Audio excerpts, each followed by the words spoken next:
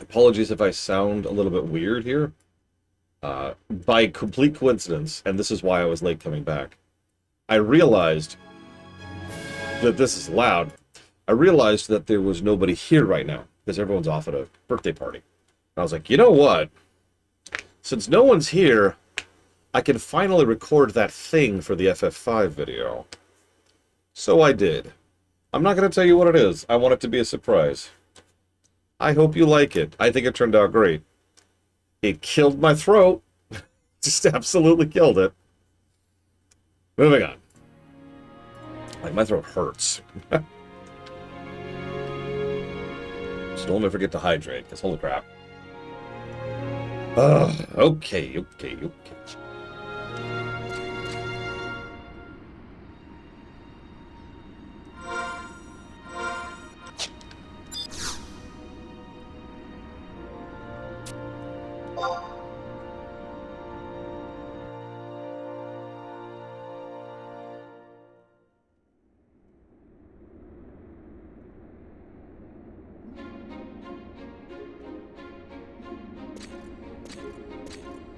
Lore always a pleasure. Our fair princess is not here today, but I'd be glad to assist you in any way I'm able. Orthocene, the sword of the Founder King. We can find this in the back of the book, but don't cause as much of a ruckus this time. No promises, lady. Let me tell you, I've done some stuff. um,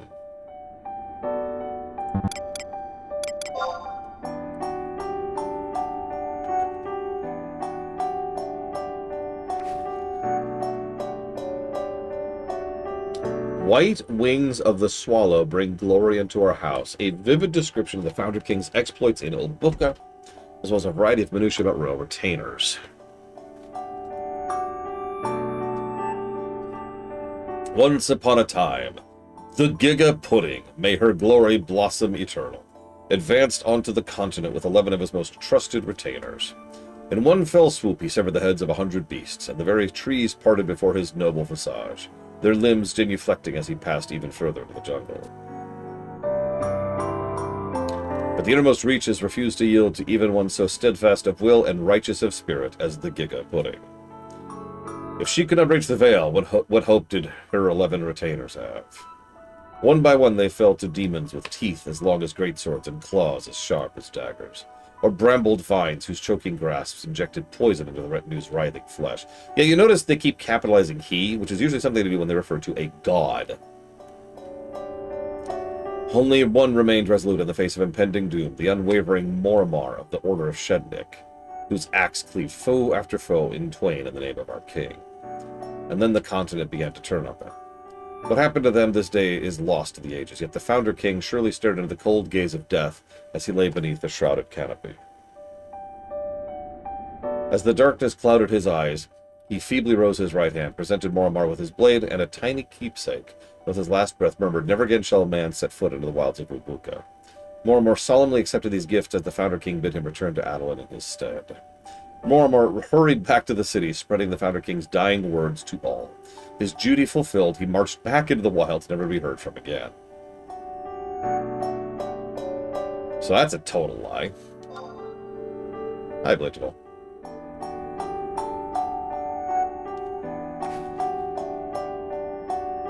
Depictions of various jewels, paintings, earthenware, and more adorned the tome's faded yellow pages.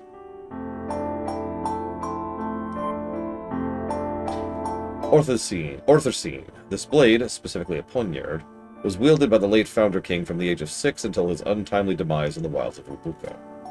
Since then, each of Adolin's kings have kept the blade at their side, not just as a ceremonial object, but as a solemn reminder of the Founder King's dying words. In more recent history, the dissolution of the monarch means no one has the ruling authority over the city, yet each Grand Chancellor has continued to uphold this most ancient of customs. Owing in large part to the circumstances of the legendary poniard returning to Adolin after the Founder King's fall, rumors abound that the blade holds a latent power within it, yet none have seen it do anything more than hang at the owner's waist.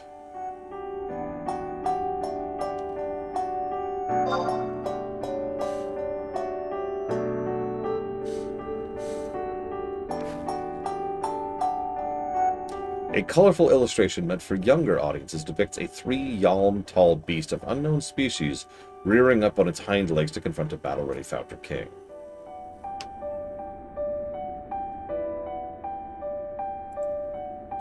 And the biggest monster Adolin ever did see rose up and bared its teeth at the king. How big was it? Why, it made even the biggest mountain look like a teeniest vermin nest. Founder King's head nearly fell from his shoulders, straining up to look at its face. Its fur sparkled in the light of the bright sun above. It was the Magister of Quel'Thalas. Its claws were bigger and sharper than his sword. "Leave this to me," the king bellowed as he shielded his friends, and so he fought the beast all by himself. They fought for 7 days and 7 nights until the beast finally apologized for making the king mad. "Who are you?" the king asked. "My name is Tukuan," the beast replied. "So, Tukuan, you lost, which means you must obey me." "Of course, master." That's a rule. And that's how the big scary beast came to travel with the king deep into the jungle.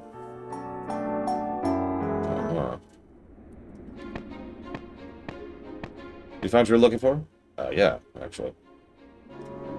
All volumes, tomes, and treatises ever published in Adolin find their way to our shelves. If it exists, you'll find it here. And this is as small as your library is? You don't have much of a history, do you? I'm pleased I found you before you were departed. Is your research complete? I can't do accents on it. My throat hurts too much. Tell me, have your studies borne fruit? I am quite interested in what you've learned. Then we can discuss this legend of mine.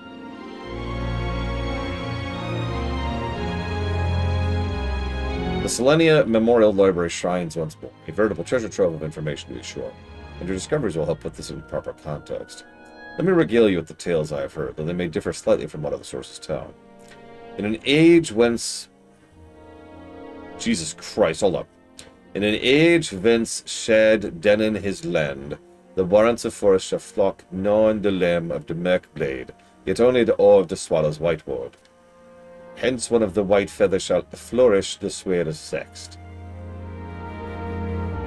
You seem perplexed. Like most legends of old, the words themselves are quite tangled, wouldn't you agree? I have faith you can puzzle it out. Think of it as a mental exercise that may aid you in your quest. Fare thee well. My task for the day is done, and my games of chance await. That you cheat at.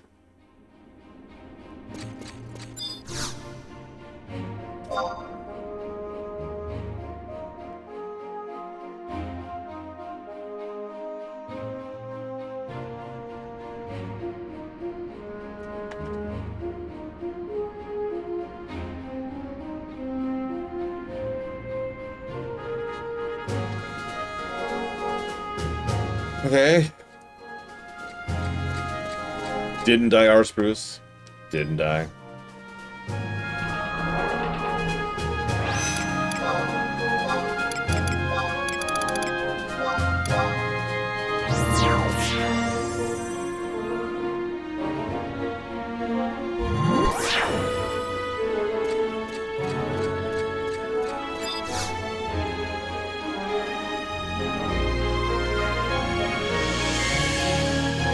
I know, I'm referencing a Simpsons joke, sorry. Well, I'll be, look who it is. Wait, who are you again? Heavens, where was it I saw you? Let me think. Was it the place with the thing? Oh, right, one of those pioneers that's on everyone's lips.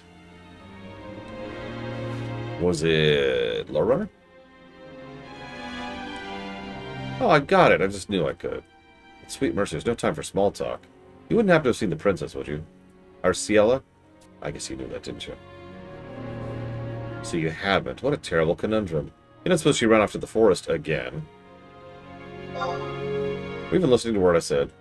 I may do nothing but all day but polish floors and scrub chamber pots, but I certainly deserve more respect.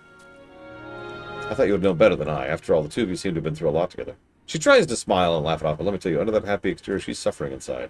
I mean, if you heard about her brother, he's just so adorable! I just want to squeeze him and bite those little toes off.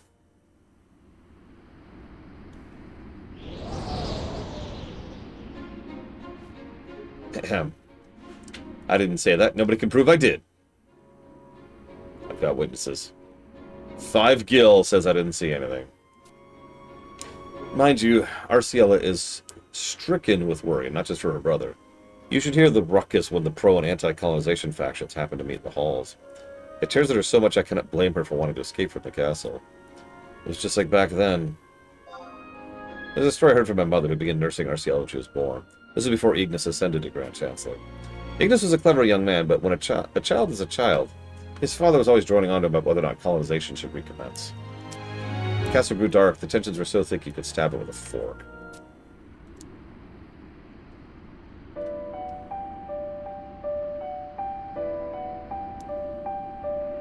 Arciela has always put on that brave facade of hers, but she detests such heated arguments. She's always been sensitive and delicate, you see. One day she said enough is enough and left the castle for the wildlands. Imagine, such a taste is dangerous for prepared adults. What hope could a child have of coming back alive? Of course, a search party was dispatched just as if it what happened, but nobody could find her. Everyone had all been given up, and a week later, Sean showed up. One of the soldiers found her soundly asleep in a grassy meadow, one of the few places where light shone through the forest floor. Arciela was surrounded by all manner of fauna, circled around her frail form as if protecting her. Arciela goes with them when the party approached her. The beasts did not attack, but slowly left one by one, receding back into the tree line. But it gets stranger. 1 week she had been in the forest, yet there's not much a single scratch on her pale skin, and her tummy gave not so much as a single rumble. What's more, she has no memory of what was going on during that time. The only clue is a torn piece of cloth marked with a peculiar sigil. Probably the main villain, if I were to guess. Who I don't think we've met yet.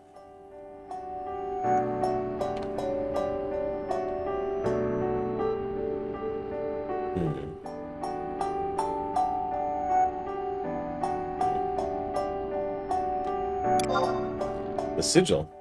Why, I was just a sweet, innocent young girl, barely about to blossom into a stunning young woman. Why would I know about that? Will you please stop making that face?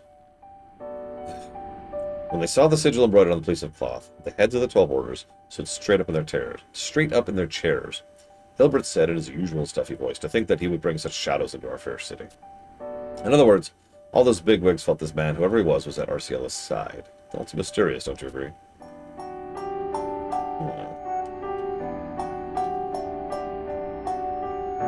She came back to the castle happier than anyone had ever seen her. Before that, she'd been a bit of a shut-in, never passing through the castle gates, but she started to walk around the city more after the incident. And when Ignis took on the mantle of Grand Chancellor, he started venturing into Ubulka more often. And you know what? Things are just like they were then. Never once did the denizens of the jungle so much as breathe on her. It baffles me to the high heavens. Soldiers and pioneers come scurrying back with their tails between their legs, but some mysterious power shields the princess from harm.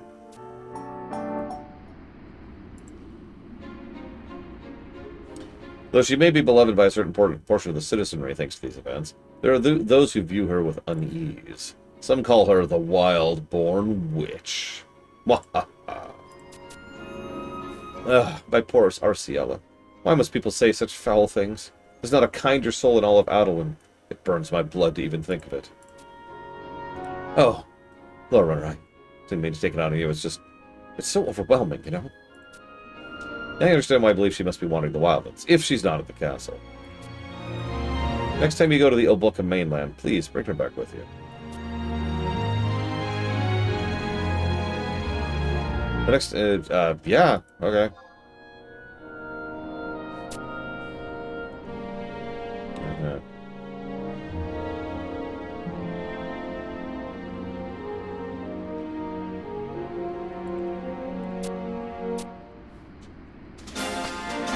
Uh-oh. Well, Tana, what's going on? It's Arciela. She! What's wrong? Out with it! She's been abducted by monsters. What? What?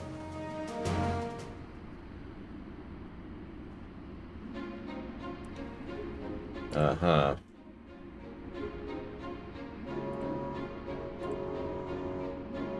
Oh, okay. Are we, like...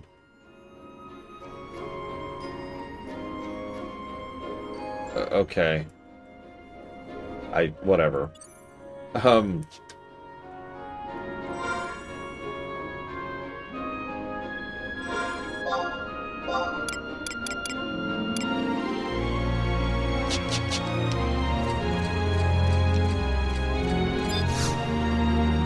Oh god. Poor Quake 2. It's terrible, terrible music. Frontier Station.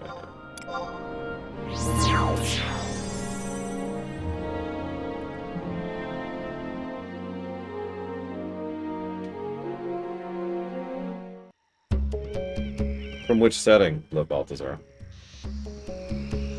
Because most settings, there's no good answers there, right? Varying degrees of bad. From 11? Well, I mean, the obvious answer is Altana.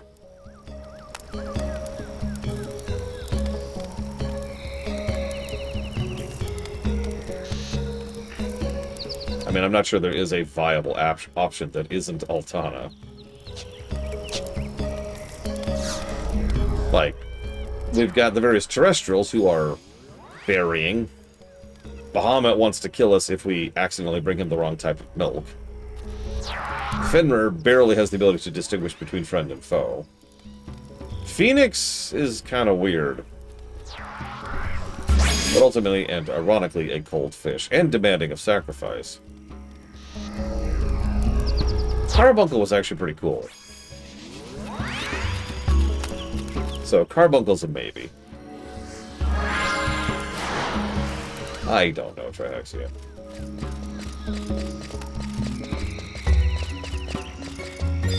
A little snarky, but I can live with snark, you know.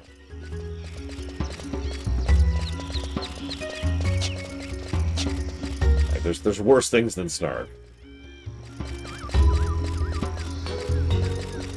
Let's see, who else we got? Then we have Odin, the devil. Alexander, who was cool with wiping out a continent, because... and demanded that people worship him.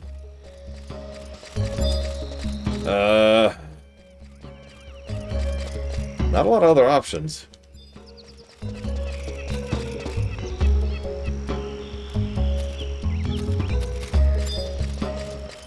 So yeah, it's either Carbuncle or Altana. So I was thinking about that exact same question, and ultimately I agree with Blade Chaval's findings. The most likely reason why Odin is the one who was picked to be the devil, the dark modifier, is because that's it, right? Like, he's the last one. The last summon that wasn't already being used for something else at that point.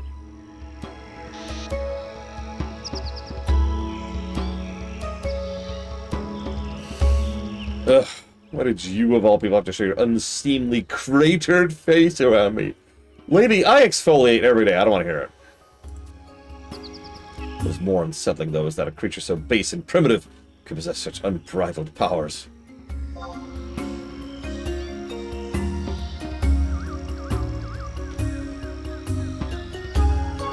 A tiger happened, is what? A gargantuan feline with fur as fetidly aureate as Gil dropped in a gutter carried off in her slobbering jaws. The thing towered 3 full persons above us. Never have I seen a grotesquerie of such cloud-cleaving proportions. Not only that, its deafening roar shook every tree and stone in sight. A single glance into its beady eyes is all I need to know that this monstrosity would shed Adalin's entire populace to bits to satisfy its uncanny thirst for blood. I swear on my life I could see those ferocious teeth puncture the princess's fair skin as it whisked her into the jungle. It was all I could do to stay conscious when I caught wind of its breath. The odor can only be described as mephitic stench of death. Okay, why are you here again? The stupidity of your question causes my head to throb in pain. What else would we be doing here except for searching for the princess? It's only elementary we expend our utmost efforts to return the Order of Adalin's most beloved personage to her homestead if she goes missing. I suppose even that concept proves convoluted to someone who knows only how to spill blood rather than to preserve it. Oh, another exorcism. Sorry, riffraff, like you probably just call them spookamouths or something equally idiotic, is necessary. But just when we thought we'd found her. Well, this is what happens when your opponent is too craven to face you head on. I do not expect a savage beast to understand the concept of honor, but deception and trickery are the only tactics he may employ to best someone of my caliber. The injustice of all of it makes my visceral organs boil with rage. We were ilms away from bringing her home.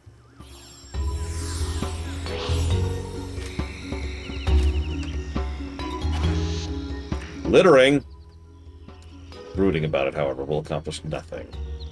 I would like nothing more than to go barreling into the depths of the forest and rescue our maiden fair, but such stratagems befit no one but dim-witted adventurers who have heard one too many heroic ballads. An organized search party suits the situation best, not a misdirected band of vigilantes.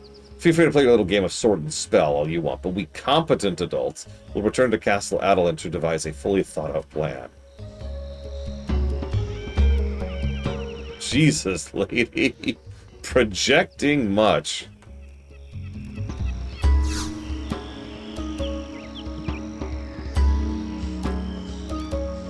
We might have our most punchable character of the game.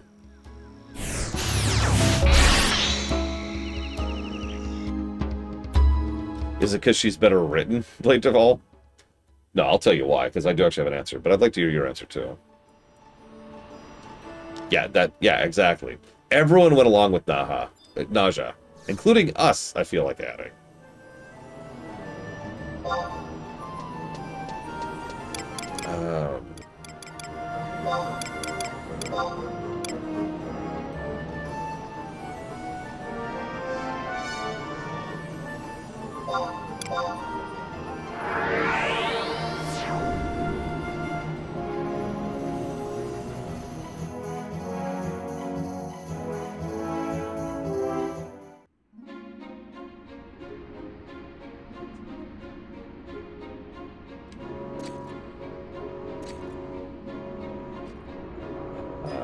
Alright, okay. So, Warcraft 3 is not on the list. Actually, it is. It's called Azeroth Reborn. The problem is, getting a functional copy of Warcraft 3 running right now is kind of a pain because, you know, assholes.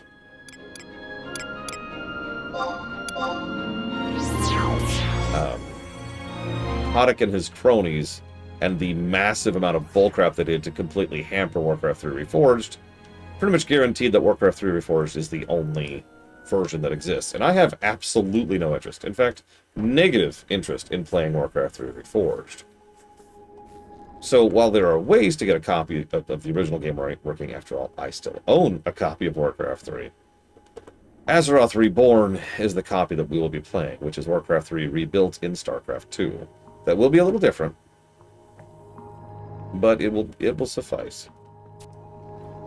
If the latest reports are to be believed, then it is indeed true. Apparently, a behemothik creature snatched her up in its jaws and fled to the jungles and recesses.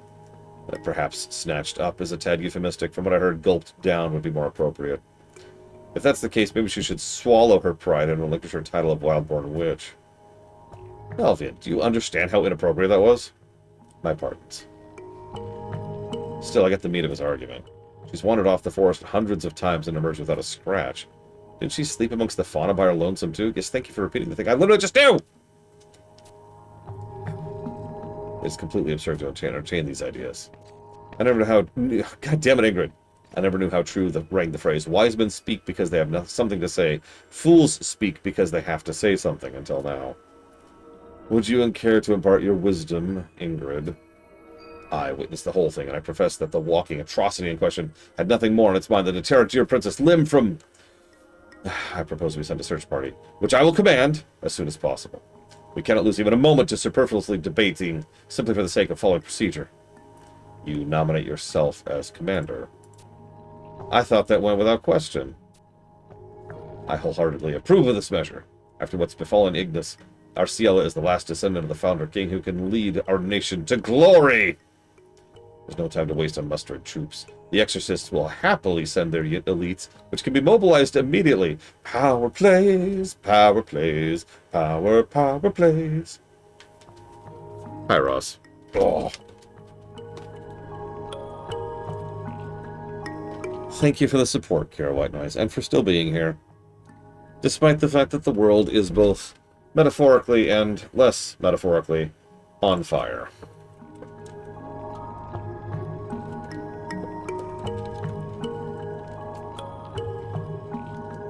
Monster Hunter World. Neo. Manifold. Garden. Done.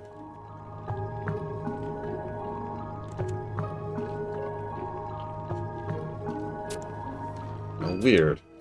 I never would have thought I'd live to see Lord Vortimir volunteering to help Arciella, let alone put his most valuable troops at risk on her behalf. Being part of the Founder's King lineage must be even more important than I thought. It's just politics. It's just politics. And they all suck at it. We'd be ever so grateful for your help. I, for one, place the fate of our nation in your capable hands. Thank you for the vote of confidence. We shall not betray your trust. Oh, that's new.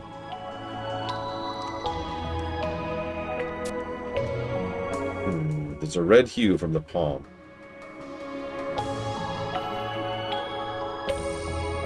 I have just had an epiphany. How about we have Lore Runner take part in your expedition? He has traversed the continent time and again. His expert knowledge of the field should be an invaluable addition to your squad.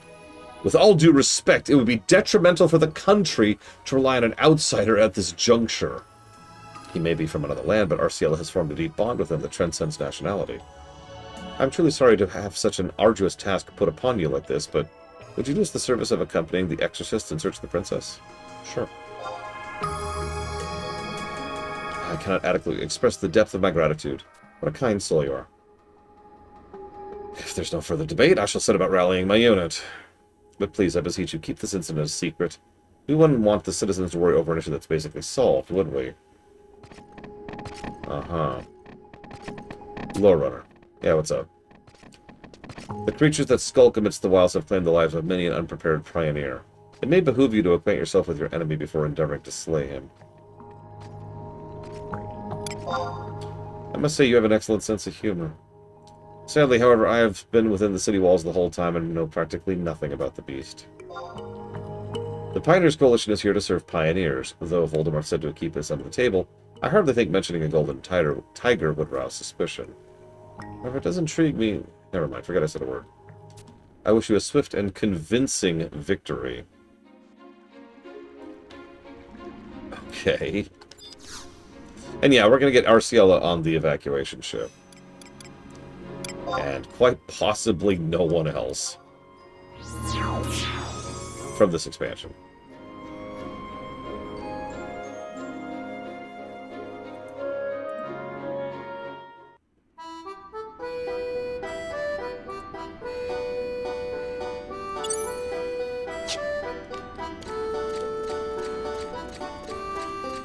Count Dripula? Eh.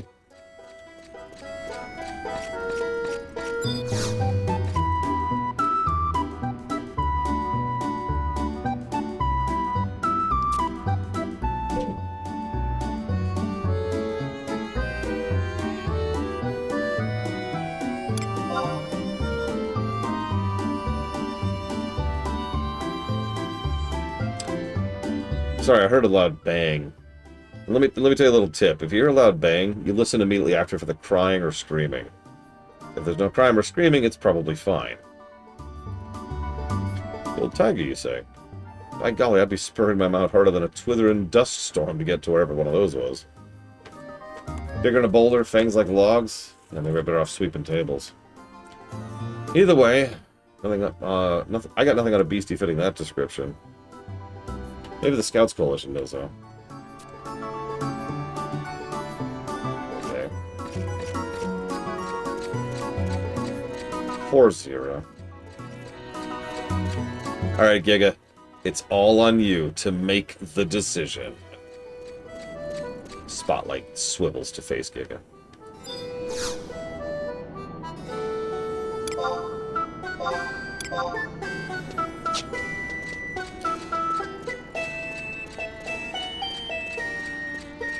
So since Necro isn't a pet class, it sounds like I should just do Arcanist instead. But what do you think?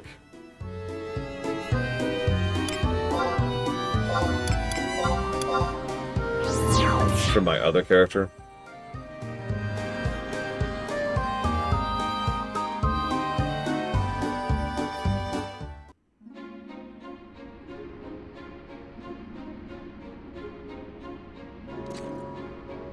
I don't know Arcanist either. That's more or less the point.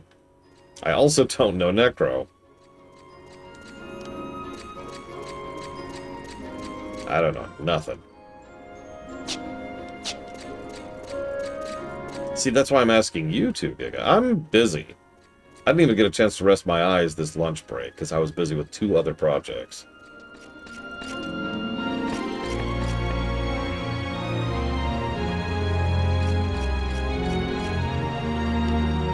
Yeah, I saw someone summon, like, this giant abomination thing, but it looked like a cooldown rather than a pet. Lormar? I did not misremember your name, did I? Well, thank heavens. I do remember clearly, however, you were present at the fateful gathering of heads. I am constantly dangling from a slippery precipice upon which my myriad critical matters hang in the balance. It's certainly a wonder how I managed to remember anything at all. I suppose that's neither here nor there. I doubt you care to know why it was so hard for me to dredge up your alias from the riverbed of my mind. You carry our nation on your back as you clear the way for progress, and you are currently in the process of uncovering where the light from our brightest star has gone. What would you want with the Scouts Coalition? But first, let me preempt your inquiry with a corollary. Despite our collective effort to gaze upon and beyond our borders, we do not know what has become of that star. Oh, you wish to know about her whereabouts? I have not a clue why you're here. Oh, the Goliath with towers for teeth and forest-thick pelage is what you seek. Regrettably, I haven't heard a whit about that particular colossus. The feline part does rub me a certain way. I take it you've heard of Kumhao, the Flashfrost Napual? All the other bestial hellions that stalk the jungle look up to him in fear. Shere Khan? If there was a creature on the continent who'd know this monstrosity's whereabouts, it'd be him. Sorry, I have nothing further to offer. Or can you meet him? That would be pertinent information indeed. He may be found in this zone. Look, more guidance. I'm going to have to give a guidance positive. I cannot freaking believe this. It's actually been pretty consistent. I'm in shock. The whole game has been getting guidance and walked through it as negatives. And all of a sudden, Seekers is like, yeah, go here.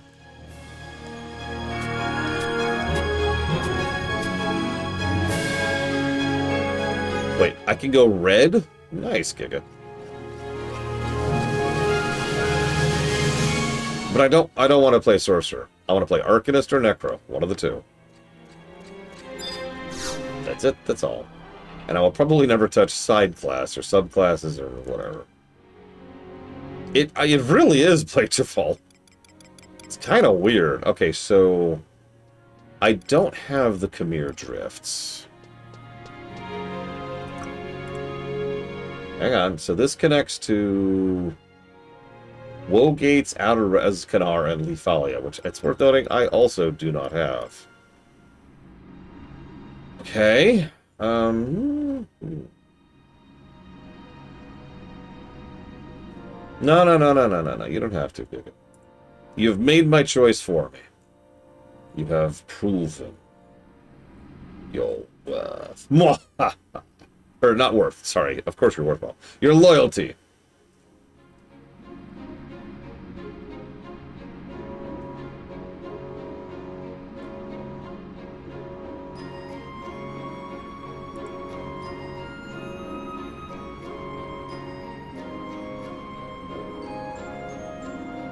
Okay, it looks like I can get here from Yorshire Wheel. This is going to be a bit of a trip, it looks like. If I'm reading this correctly. Oh no, it's fine, Metal Lord. I understand. I do. The point I was making, regardless of specifics, is that there are plenty of scum suckers on Twitch. And most of them are the ones that are very popular, which is kind of the frustrating part. Alright, so I want to go to Wogates. So it's like I want to go over here. Oh, and Sean continues to be awesome. We'll put that towards Chrono Gear, Pragmata, and Red Dead Redemption 1. Done. Appreciate you, Sean. I will wait here. Mounting up anyways. There's a non-zero chance we'll have to come, so let's see. Oh, that is a bit of a trip. So our destination is straight west of us there. which means we need to go all the way down there and then all the way back up there. We'll get a waypoint on the way to speed this up in the future, but this is a decent trip. So I will wait here. I will actually dismount as well. It's up to you, Mr. Ed. I would never force you to play F11.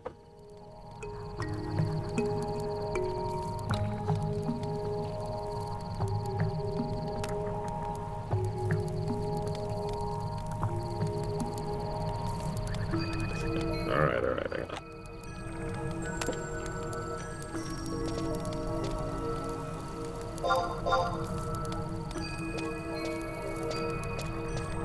Invite, son. Need water, God. I hope you like what I did today, Mr. Red. You will not see it until the FF5 video goes live. But I killed my throat doing it. Yes, that's right. I'm finally voicing something in one of my own videos. It's been a while.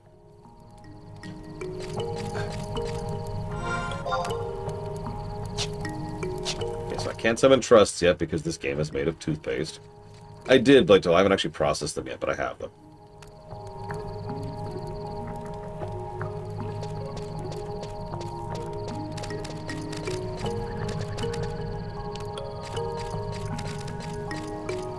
I'm just going to try and sneak around these here.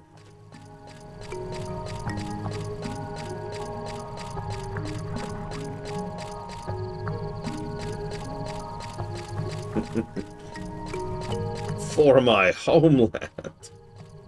Except with another thing. I almost wanted to ask you to do another take on that, Mr. Red. I didn't. I decided not to ask you such a thing. But I thought about it. If you're wondering, the specific thing I was considering was asking you to do, essentially the exact same take you did back in the day on the previous video. Just, you know, replace the word that starts with F. But honestly, you don't have to. You actually have already given me a take that's extremely close to that. I doubt most people would even tell the difference. And my life for Goblonia is basically perfect, so I have no complaints there. Yeah, exactly. Just, again, say it in the exact same manner as the previous take. For my fallen homeland. Like the way you said it, right? I should rewatch that FF4 video. That worked out really well. I was very happy about that. The FF5 video is probably going to be a lot less funny, but I've spent a lot more work on it. It's funny how that turns out, isn't it? It's also taking me a lot more time to do.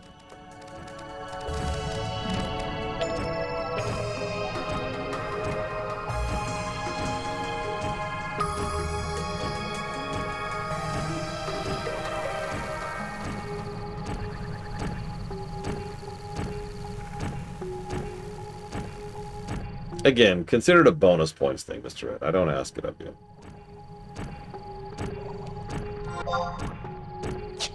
You know what's funny is, despite the map here, this is nowhere near as bad as some of the previous zones. Have you noticed that?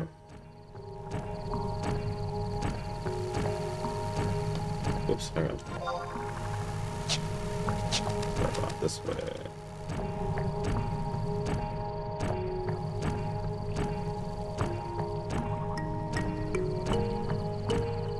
Yeah, Blitchum was like, frickin' Goblonia.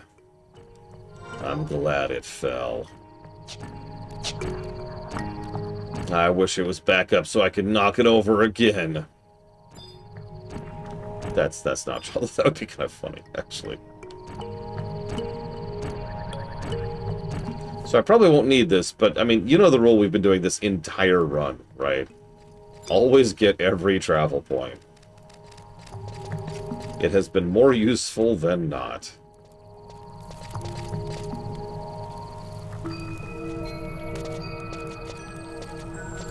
Come on, there we go.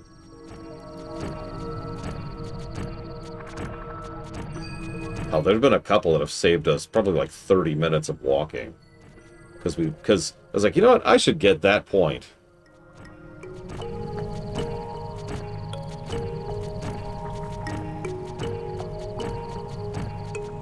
Yeah, exactly, Mr. Red.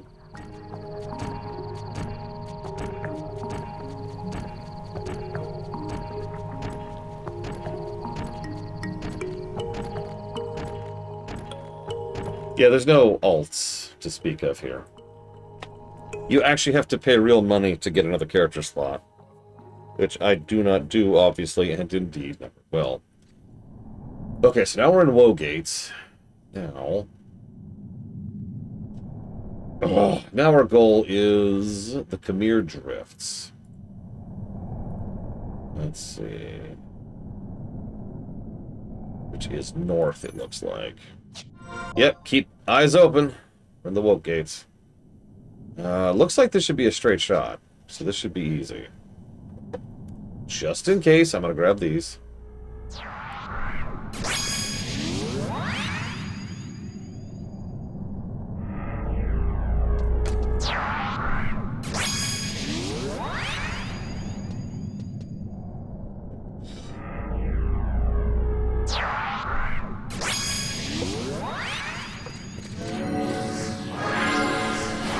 It's a shame you did such a good job with it, Mr. Red.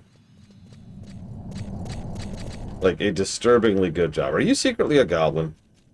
No judgment. Like, I'm not gonna be goblinist or anything. I know exactly what you had to go through with your fallen homeland. You see, when I was a young lad, I had to beat up other goblins in order to drink their tears for sustenance. Yeah, level 124.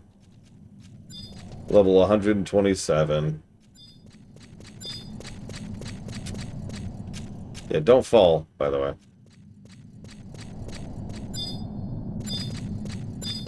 Yeah, we have officially hit the point at which the game has stopped screwing around. I'm almost sad. It means that we have to be careful and try, which, for the purposes of the run, sucks, but for the purposes of the game is probably a good thing.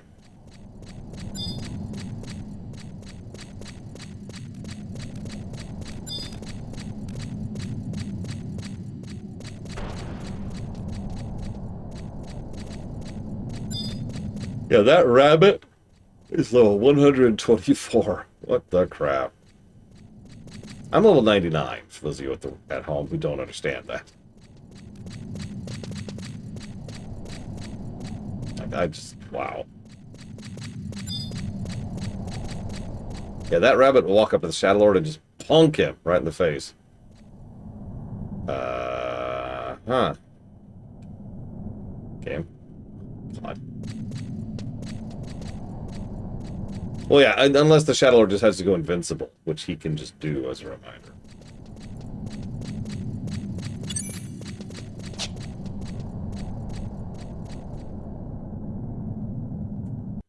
Alright. Time to get some waypoints and home points.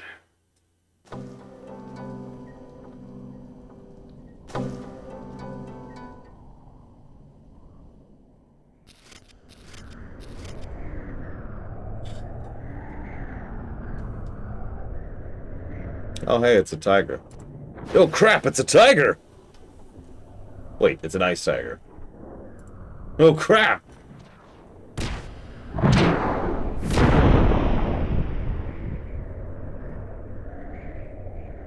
Don't eat me. I'm not frozen.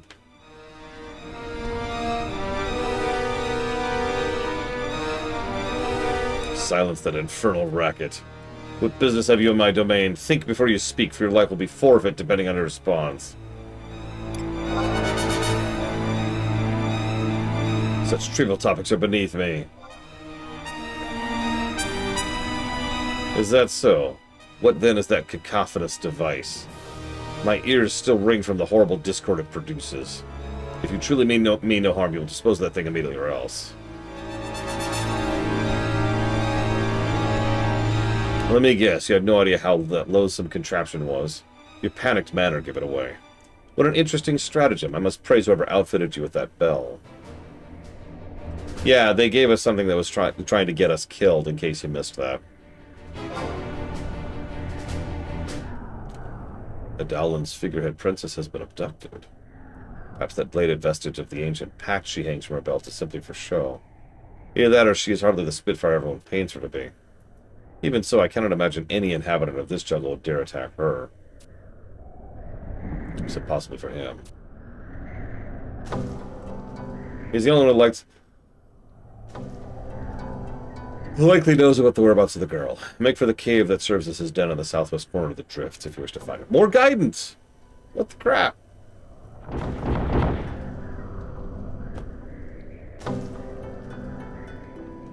Alright, let's see if we can get some points while we're here.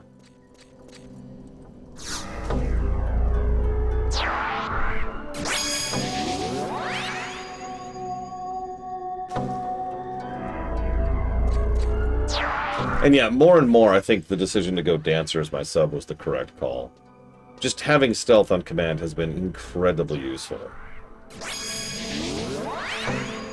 It's probably saved us literal hours of just gameplay across the last 2 weeks.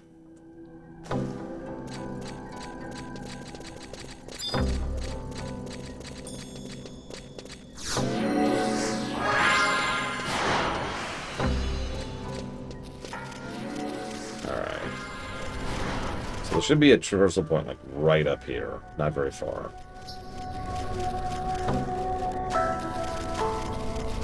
Hey, Sturdy Reluctance.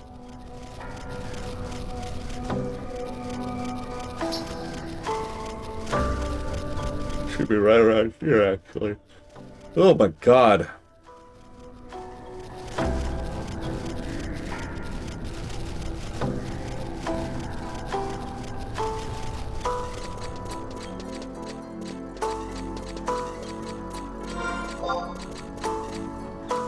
That's a much worse looking map. Lots of one-way paths.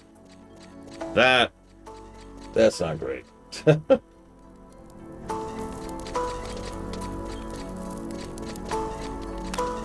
I noticed no zone has been as bad as Arabaga Reef so far. Go figure. Okay, I'm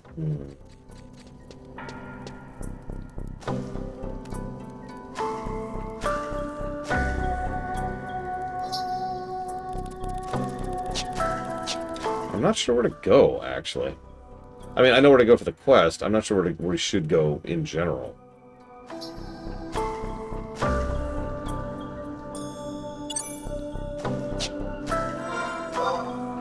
Looks like F11, actually. Which is, yeah, way over there. Never could, Mr. Red. I have no complaints. Talk to a person who is... Oh, there they are. One more after this, Magister. Leave in despair.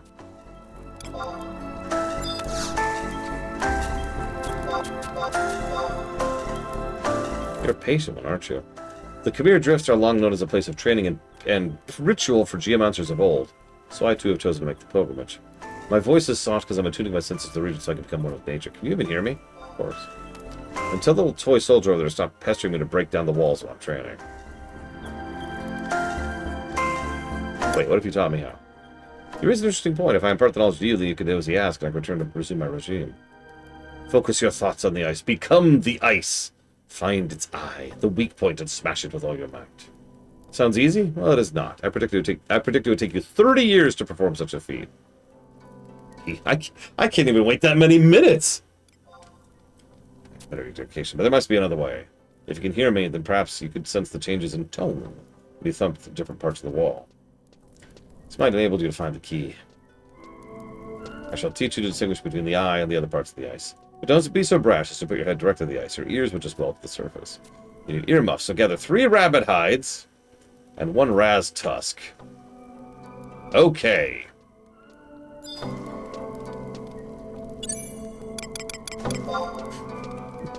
Appreciate you. Late of all.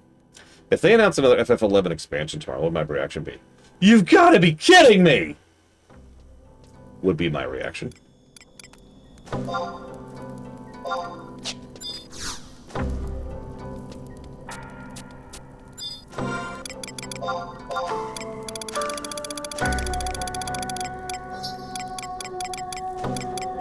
I am not saying I would say no, but I would not say yes automatically. I would want to wait and see first. Where's the frickin'... I'm blind. I'm blind. Where is it? Where is it?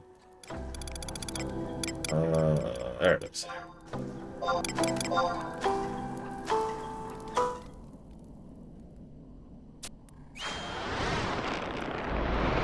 Oh my god! Those are some hella earmuffs.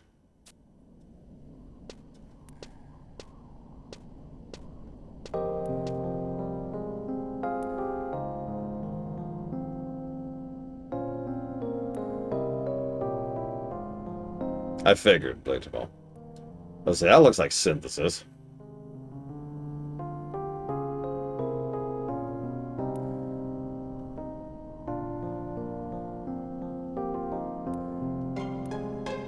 Game?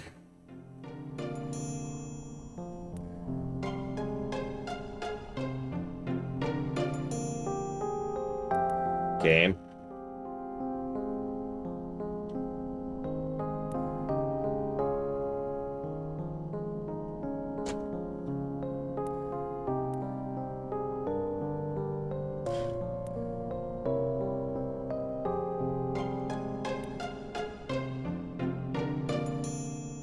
Well, hang on. I don't even have this quest tracked right now. Give me a minute.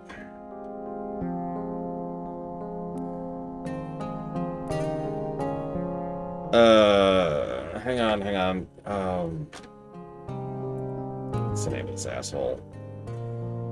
Trafio.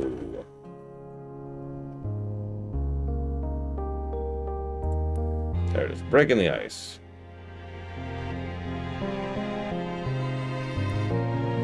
If you're running any add-on, you'll likely get a black screen after you give him the items. If you get the black screen, you can shut down and reload the game. You'll have the necessary items, but talking to him again will cause the game to try and execute it, which will crash again.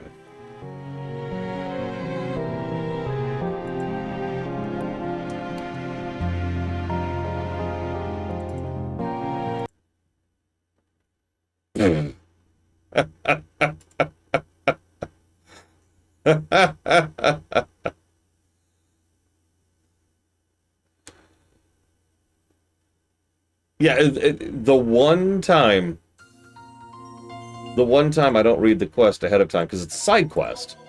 What we're just doing was a side quest. I don't have side quests up.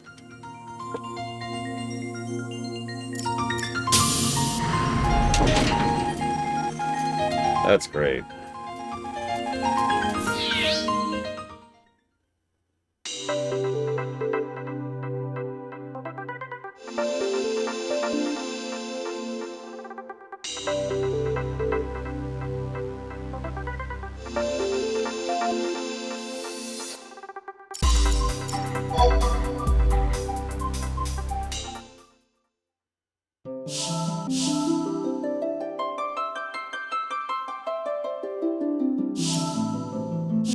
+13? What, Eleazar? How dare you ask about something that's 13+. Listen, hand-holding is never okay. After marriage only.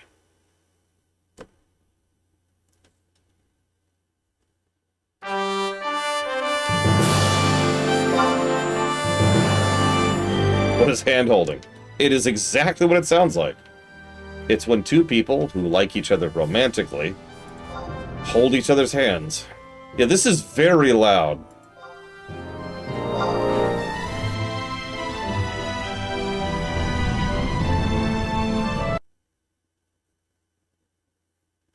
Pretty sure that's the Seeker's song. I'm not actually 100% sure. Okay. First thing. Do I have fragmenting? Yeah, it's right there. We're good. Moving on. Okay, so.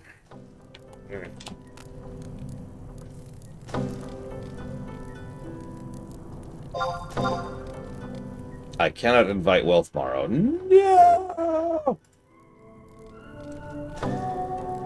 No, I'm good. I'm done. I have the item. Let's do it. Let's go. We're good. I have the key item.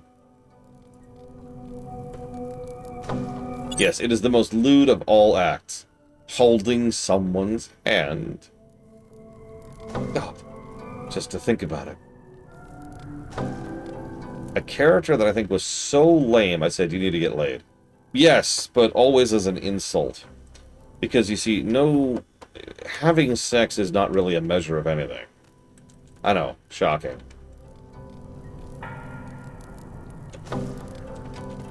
Oh, I can't think of anyone right now. Okay. I can't invite anybody. Oh, you invited me. We're good, we're good. Okay, okay.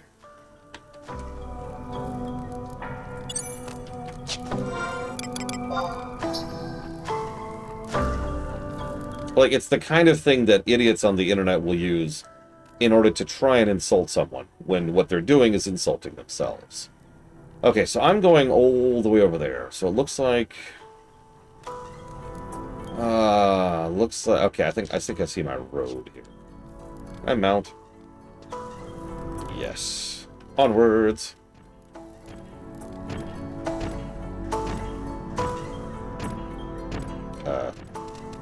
Is this the wall? Oh, God. I'm gonna assume this is the way, because the minimap appears to be off a little bit. That's gonna help.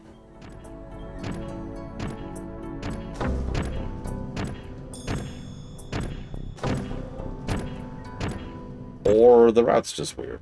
That's cool, too. So I think it's up. I am wrong. It's actually down.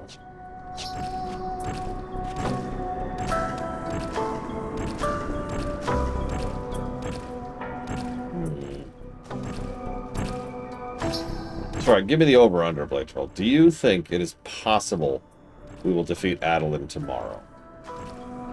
There's no way we'll manage it today. I'm too tired. I didn't take any kind of a break during my lunch break, and I am already suffering from that. Ned Flanders? Well, Flanders, before he got Flanderized, was cool, so I wouldn't pick him. So, let's say there's a character who sucks. Like, as in they're a badly written character. That's the kind of character you might be able to get away with saying that to. Having said that, a more likely target of that is nobody. Again, morons use that as an insult because they equate that kind of a thing with being a worthwhile human being. It's the exact same kind of phrase you'll hear with, man, you need to get a girlfriend. I have received that complaint myself before.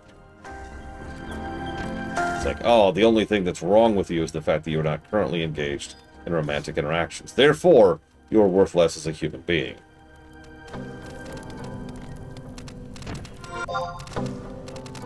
Or to use a related example... Hang on one second.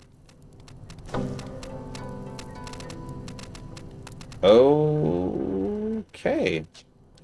Sure. Let's say you have an opinion on something, Elizar. It doesn't matter what the opinion is, really. You like watermelon. And then someone says, this dude likes watermelon? He needs to get a girlfriend. See how that sounds? See the implication in it? Like there's something so wrong with you that the only way to actually fix that is if you applied yourself to something that actually matters. Like banging. That's the only thing that matters is copulation. What is wrong with you for thinking otherwise?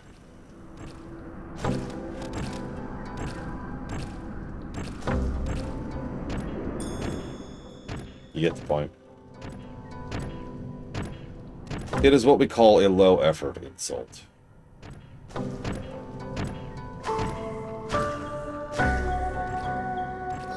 Look, sex is great, okay?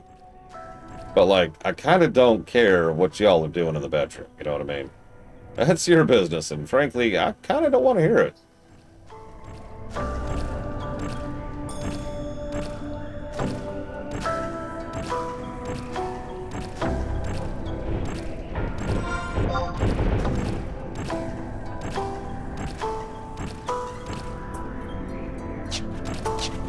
Sorry, I was just double checking something. So it looks like we want to go over here, I think. I think.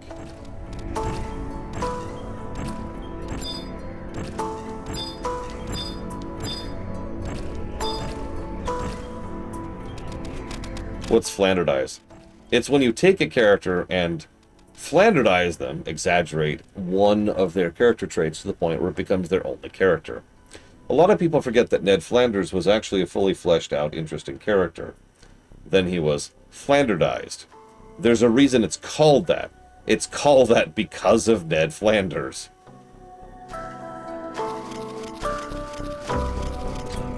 No, much, much worse than that.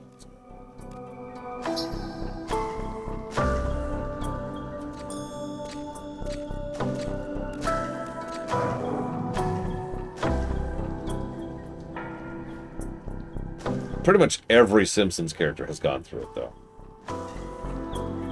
Yeah, he was a well-to-do, idealistic family man who spent a lot of his time on his kids and his wife.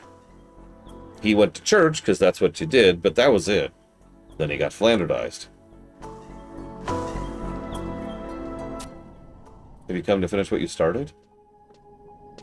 Sadly for you, I have. Yeah, I figured she was the one who actually attacked her. I will kill all three of you. Is your head too malformed to grasp the concept of an order, Middlelander? I thought I told you to report to the castle if you learned anything. If you had, I would have let you live.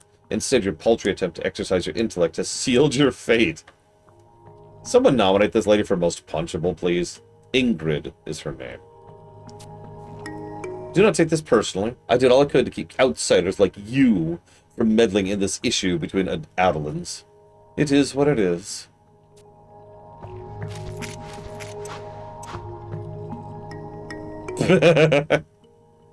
Lord, listen to me. The tiger's not the enemy. He saved me from Ingrid and her horde.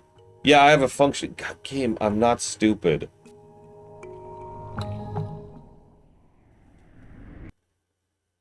Please let me just kill them. Please?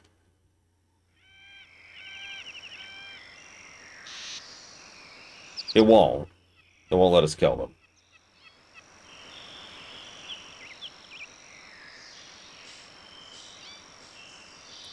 She's not a traitor. She's just after her own things. She has her own agenda, like everyone else does in this expansion. Except for her. Is it true you found a cure for my brother's illness? Of course. The answers you seek lie deep in the forest. Well, I'm going to take a stab at escorting you there.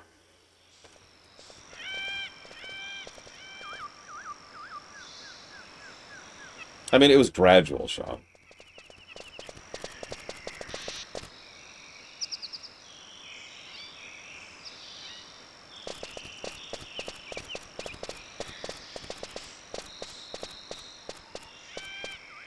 Where are you taking me, Ingrid? You shall see.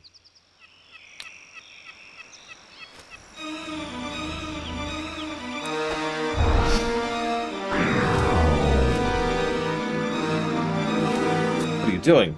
Nothing personal. Your archaically conservative attitudes about expansion are starving Adeline of its future. If you were less of a sniveling waif that kowtows to every sprite in the forest, colonization could have gone on unabated, and his ideal world would have been realized.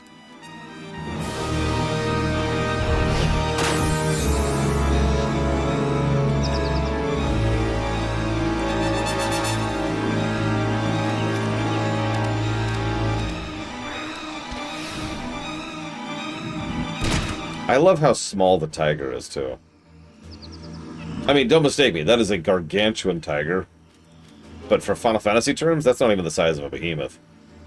She's also a Krennic. She really thinks she's hot stuff. She absolutely thinks she is like the chief manipulator who is in charge of the entire country. She is not. And there's evidence point number 1.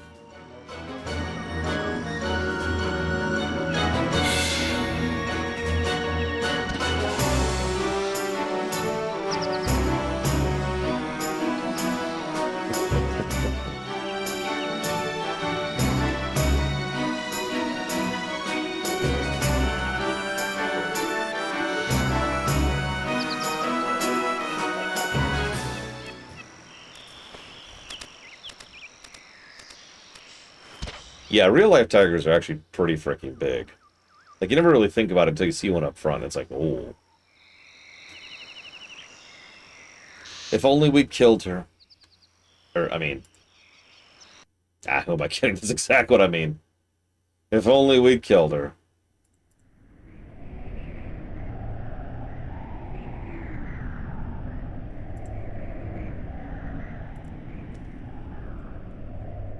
What is Ingrid's plan?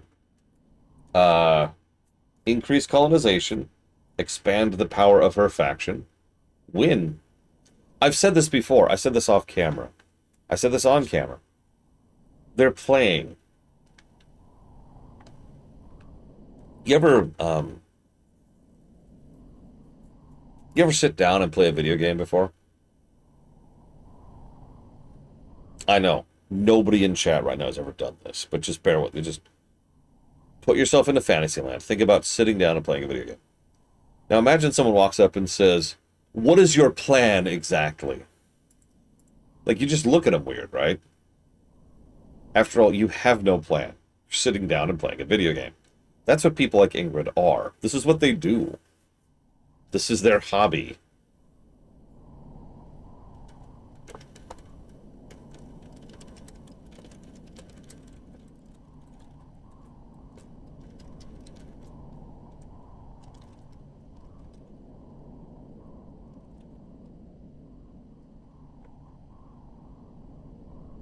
Hello? Game? Hello? Game? Game? Game! There we go. Be a good girl and accept your fate already. Do you really think that round 2 is going to go better now that there are more of us against you? Try and see if you can protect that whimpering wretch. Little do you know, I need not take one step closer with this. My soul siphon!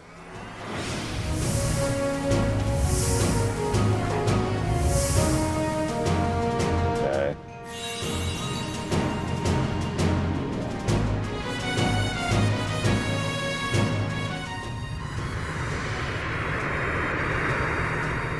Hi, Zar.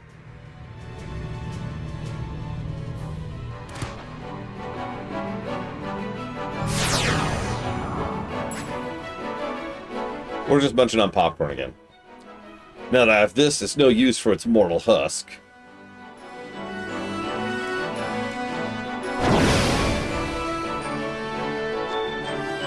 Withdraw my retainers. It's time to put the next step of our plan in motion.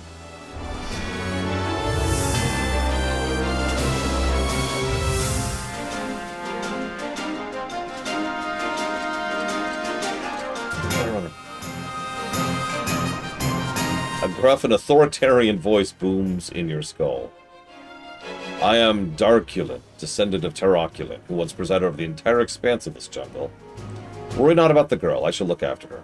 You need only concern yourself with pursuing this foul-mouthed shrew. What she would want with the soul of this maiden is beyond me, but I cannot abide this egregious transgression. Here, take this with you. It'll enable you to discern even the faintest thaumaturgical trace of any who have trod upon my territory. Sadly, its effects are fleeting at best. Away with you. Oh, no, she's incredibly screwed. This is a very no-win scenario for Twitface McGee. Okay, so now we want G11, which is, like, literally right next door.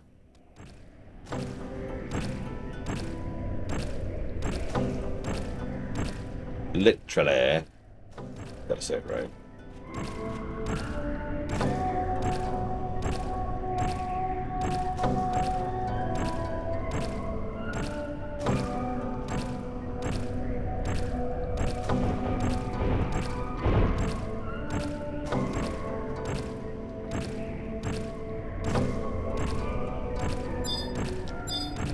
There it is. Okay, so after this, it'll spawn the mobs, but not here. We have a cutscene first. Then we'll have a fight.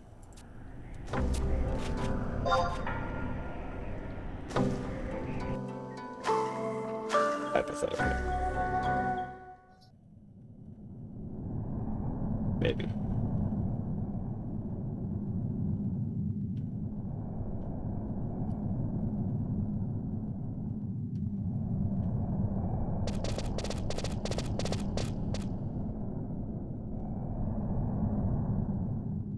What? Since when did piles of rubble move?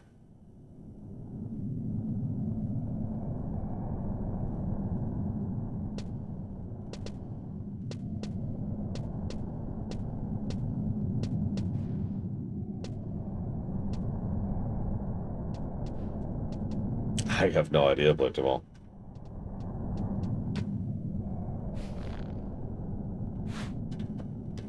It's a good question, though.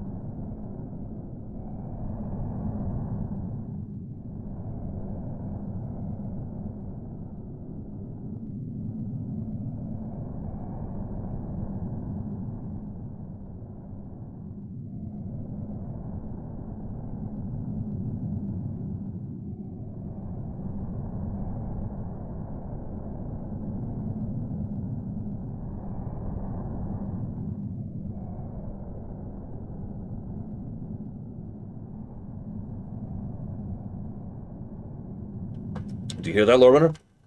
Sounds like those thieves are about to meet their maker. Those lithic figures were once deadly beasts. They were petrified long ago by 7 guardians of the forest who had sworn fealty to August and his retinue. But now, I fear they... Did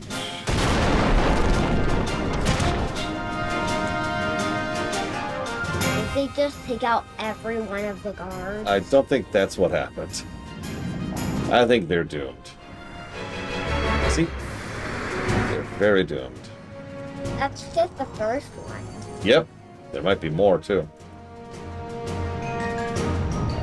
That's actually a pretty cool looking golem. Do you like the gemstone in the middle? Mm-hmm. Which is its mouth? I think so. It's that or its eyes, one of the two. How does it... What? Oh, I think the lights on top of it are its eyes. Oh, that could be. Impossible, they are mere rocks, and I am... dead? Worthless? Terrible? I like dead. Okay, so we're here! Okay, 1 second. Thank you, Cypress, very much for the sub. You may or may not know this, but you can put that up towards increasing interest in up to 3 future streams, or adding 1 game to the list if you'd like to. Who's the most devising? Yeah, so you asked that the other day, Elizar, and I asked you what you meant, and we had a whole discussion about it on stream, and you never responded. I need my arm back for a second.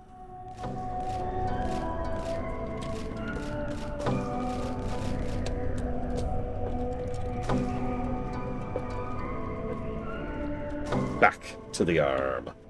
And the hug attack. No! Ow, ow, No, ow, my ow. arm. No, please. Mercy. Okay. Aw, thank you. You're so merciful. And now I'm stuck in your hair. Okay, there we go. I'm free. I'm free! Oh, I keep your arms here forever. No, my arms. How am I going to play without my arms? Hmm. Okay. I got one of them. I get 1 arm.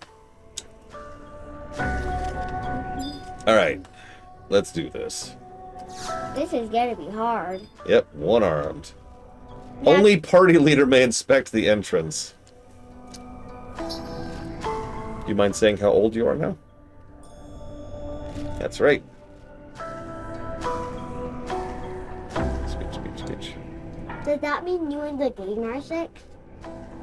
No, this game is 24. No, you in the game. Oh, in the game? Oh gosh. Actually, I can tell you how old I am in the game. Because Hang it on. doesn't show you. No, no, it does. Hang on. It's under status, I think. Yeah, here we go. In the game, I am 10 days, 3 hours, 59 minutes, and 8 seconds old. Which is what number? Not very old. I'm only a few days old. Yeesh. You must be young. Yes. And yet so old. Why are So you so big then?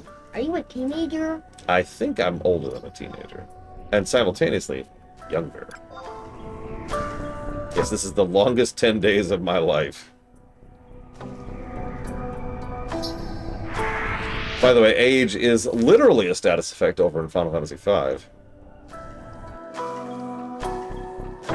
And have to crush you. Crush! Tickle. Hug. Yay! Alright, let's summon some minions. We have to defeat. I mean, do we have to save her life? She is evil. Should we save her life? Yes. Fine.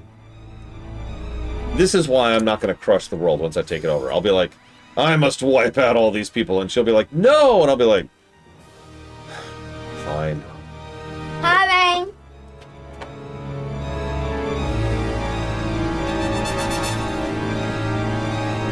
Okay.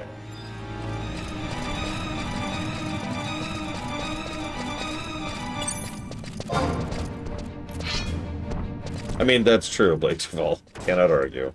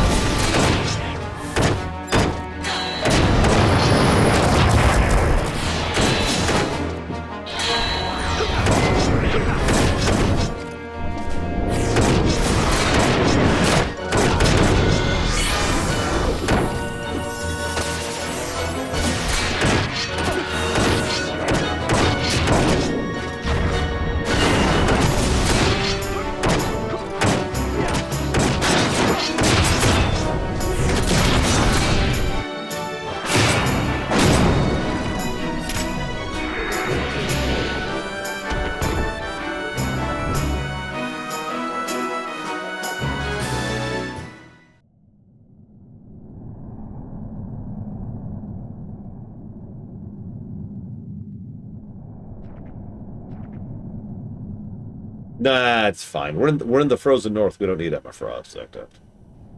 Why would you even bother saving us? You're just that pathetic. Need no reason. I suppose that's why I will always find your kind completely foolhardy and illogical. Are all adventurers from the Middle Lands as altruistic as you?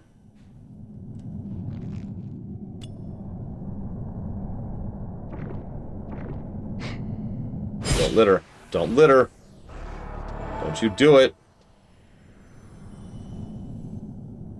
What an utter rout. I hardly deserve to hold on to this after such an embarrassing display, so you may have it back.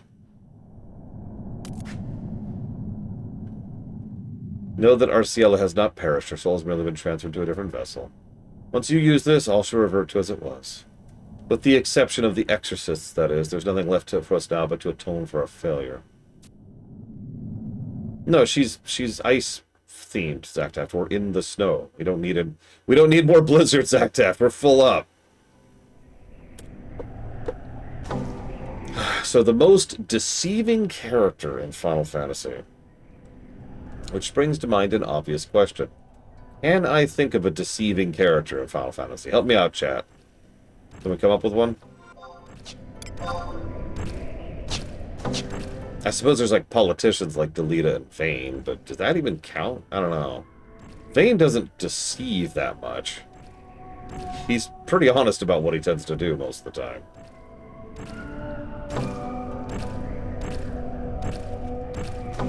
Isn't that a bit excessive? Do we really need Phoenix to deal with some Yahoo twitface who was defeated by a pile of rocks?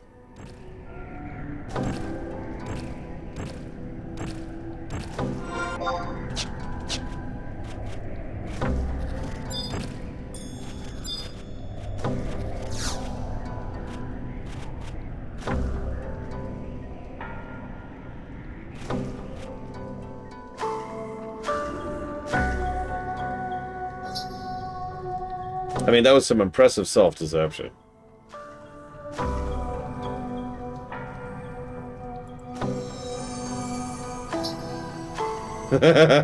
Hey guys, what's the in-game time right now?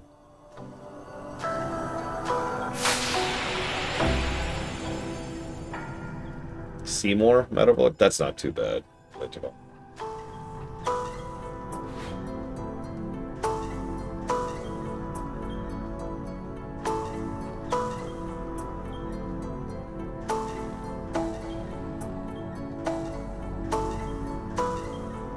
If I were you, Arciela, I would never forgive me for betraying you. Thus, I shall graciously accept whatever punishment you wish to mete out to me. Look at me, Ingrid. We may reside on opposite sides of the colonization issue, but we're both Adelans. This nation has no hope for survival if we resort to violence. Isn't that right? One of the dialogue options is, and I quote, "No, finish her."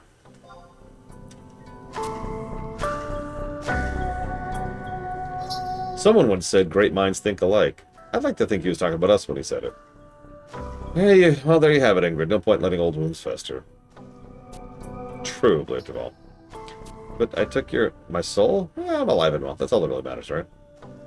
How can you be so forgiving? It's obvious the Exorcist's aid is vital to ensuring the colonization continues. For the good of the nation, I don't want to burn bridges that don't need be. Wouldn't you agree? As you will, Kowtow. I'd venture to say her heart is larger than Big Bridge. However, that may very well... You look out of sorts. Everything alright? Yeah, I'm fine. Thanks. Well, you can hear him. I have to say it, I can't hear a thing. Wait, could that be the fruit working its magic here? If it does that mean this is the start of a whole other saga? And here I thought we were about to find a cure for my brother's ailment. I could look at her innocent chest. Or, sorry, whoa there, Laura. Her innocent face. Her heaving chest!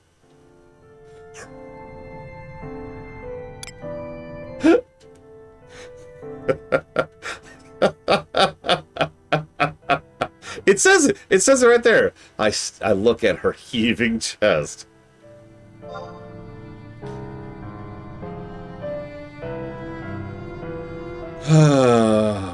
What about my brother's gesture? Hey, you remember that thing 4 story arcs ago that we figured out instantly? Yeah, the sword. Let's go. God, I just... yeah. Come on, let's go.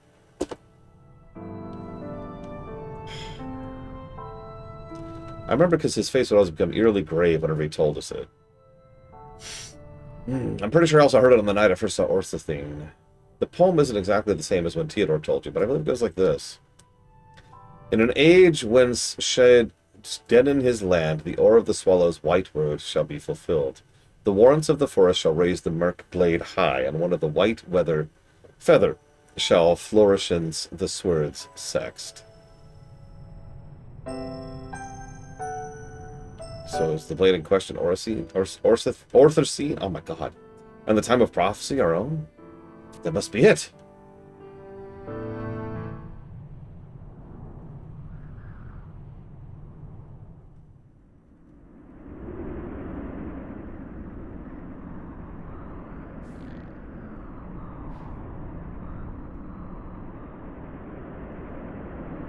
Watch, and like Bahamut's gonna come out. How dare you! I ordered Chinese 3 weeks ago. Verily, humanity's life shall be forfeit for this most grievous of offenses.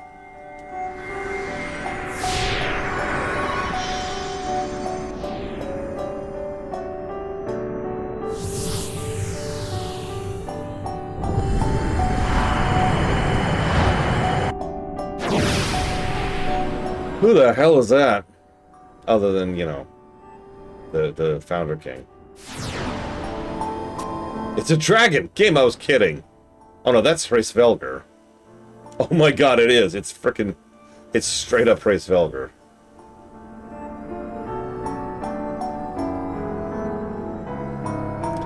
The Scourge of the Land, rumored to have emerged from Vana'diel's primordial muck, with the birth of the Ulbuchan continent. This pearlescent worm inevitably appears before Adolins in the midst of great calamity. Therefore, the populace has come to regard its presence as an ill omen of the highest degree. You missed it, Evo! We had a chance to look at her heaving bosom. Games terminology, not mine. Of late, a new theory has been put forth by Scholarly Collective. It asserts that the Scourge reveals itself not as a harbinger of crisis, but as a savior to deliver Ulbucca from cataclysmic destruction. Neither hypothesis has been proven.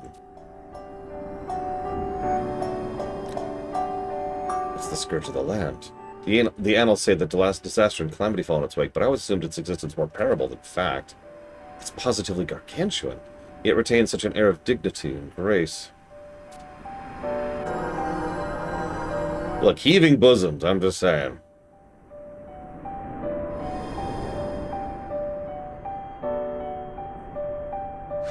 Is that what my brother wanted all along, for us to call forth this regal giant? Let us hope that the latest theory proves true and this dragon sends our nation soaring above disaster rather than up in flames.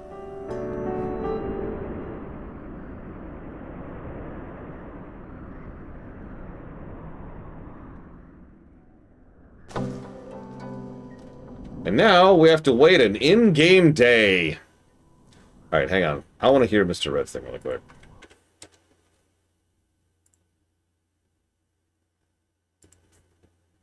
That is basically perfect, Mr. Red. Thank you.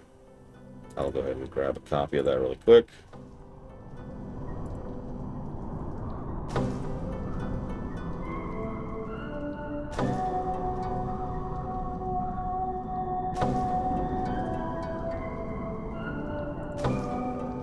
Actually, yeah, Blake Javal. Even the environmentally stuff is more mana than the usual, right? Like I mentioned earlier how the Final Fantasy series has always had a little bit of a pro-environmental take. That's not just Final Fantasy. It's a lot of Japanese fiction.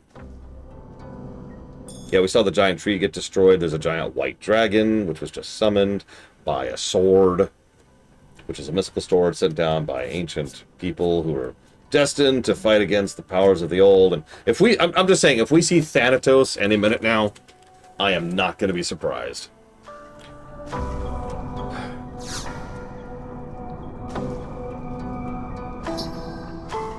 Honestly, I actually agree with that, Mr. Red.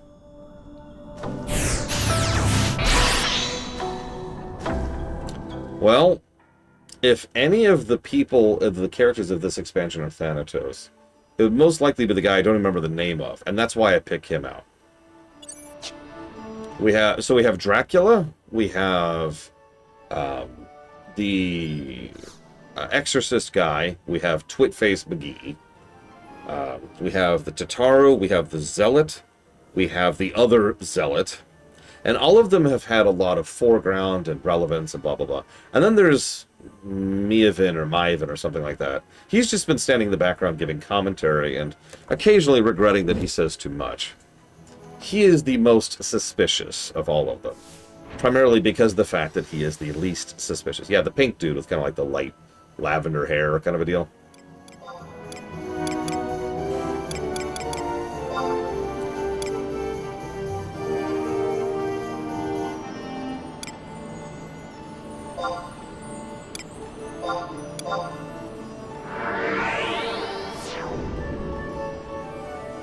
Yeah, exactly. You get it, Blade Travel. And don't think I don't notice stuff like that, game. But quite the contrary. That's not a dig. I've said this before and I've said this again. Foreshadowing is a good thing. Oh my god! When did that happen? Hang on. I need to pull up my VODs really quick here.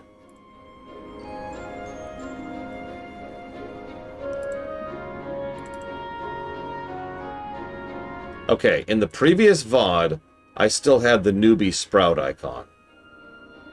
But you'll notice I don't all of the sudden. Like, very suddenly.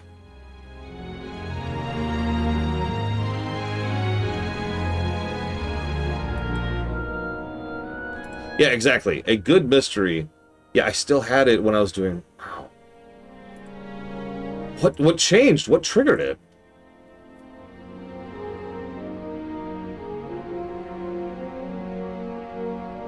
What?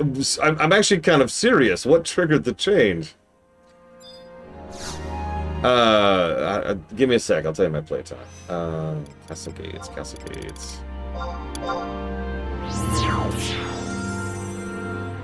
Yeah, we have officially stopped being a newbie. Probably about a week before we put down the game forever. Yeah, we are 10 days, 4 hours, 14 minutes. It's pretty close. That would have been today. Who am I looking to? Rigatorio. Rigatorio? Where's Rigatorio?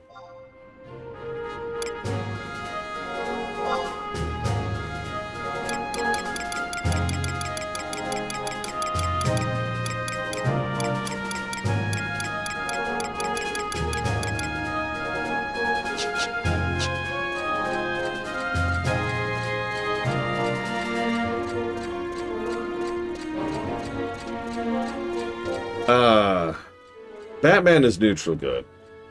He does not care about anything other than accomplishing good. That is his one and only goal.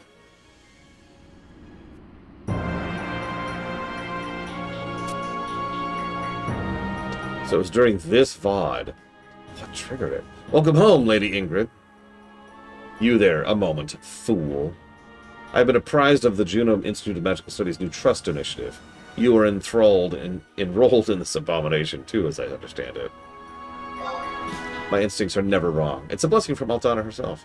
As an exorcist of the highest caliber, recognizing those whose talents may be of use comes as second nature.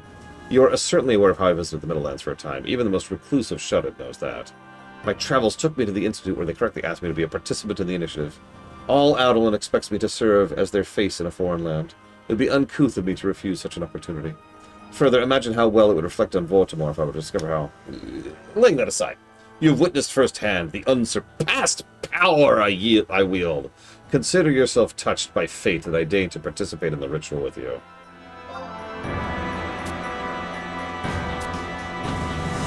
True to its name, the ritual requires trust between two individuals. Let us reflect. Yes, I suppose I do trust you, despite everything you came to me during my time of need. Your strong will shall surely see us through. Let us proceed. Wait, seriously? That's when I got it, Mr. Red? What in the world? What do you want to bet that Blateval's correct? It was the 10-day marker? But I hadn't logged out and back in yet, because that would have ticked over earlier today. What do you want to bet? Why can you not say what you feel? What I feel? You wish to thank Lowrunner for all he's done for you. Why must you hold back? Dare you forget which one of us is the mistress? You hide behind a prickly mask, but we both know your inner voice speaks to him as softly as freshly washed velvet. Silence! We finished the ritual, so I hereby banish you to the ether.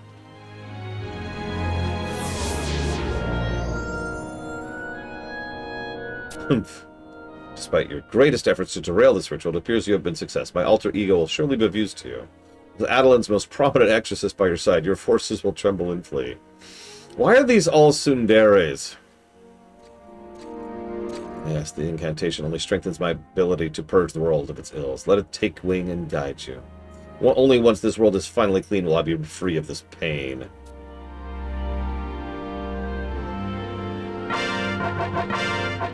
Anyways, we have a new trust, which I will never use. But it was something we could do to pass the time, and amusingly enough, it's almost 24 hours now. It's almost midnight.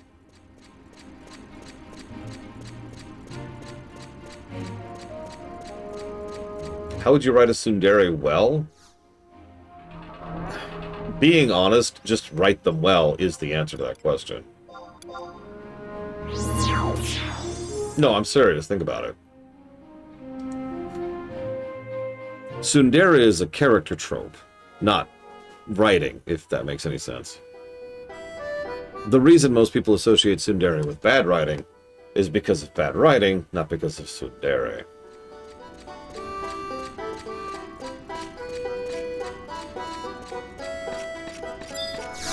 That is funny. Exactly, Mr. Red. He's humming to the music. So what if I'm minding my own business playing the nose harp? You want to foit me about it? Yes.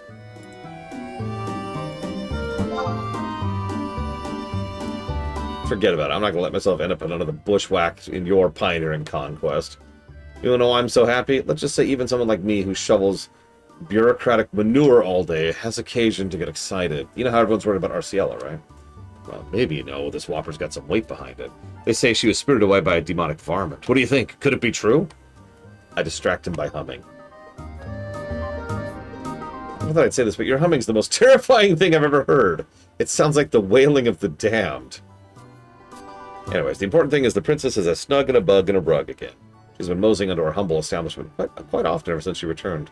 With Ignis's illness eating away at his ability to lead, seeing her sweet face has been a breath of fresh air to the pioneering initiative. Colonization has been marching along to the tune of progress, and we get to gaze upon her radiant beauty every day. It's enough to move you to song.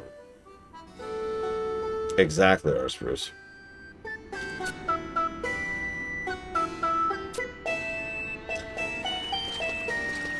Come to think of it, I bumped into Ingrid from that very order the other day. She gave me the dirtiest look I've ever had in my life when I mentioned her name. You'd have thought I spat in the face of the goddess or something. What in the high seas happened between you two? Wait, maybe it's not best to pry. I will say, though, Scuttlebutt has it that exorcists no longer make patrols into the jungle. Could it be you called upon some unholy powers to manipulate them into... You'd be sure I'll tan your hide if you call me that again. Whoops, did I say that out loud? I'll have to tell the others we can't use them anymore. What was that? Look at the time, so much to do, bye. Never knew you were so devoted to performing well. You can't judge a book by its cover, master. In that case, why don't you take a page out of my book and kiss your next day off goodbye? I never know if he's playing cat and mouse with me or if he's really that dumb. Anyways, I have a request. We've learned there's a problem in the couriers. Even though it may turn out to pose only the tiniest of threats on the colonization, we must walk like a cat on eggs. Now that the voice of opposition has finally gone silent, we can't afford to jeopardize the strides we've made. Failure is not an option. So we'll go see what they want. Okay.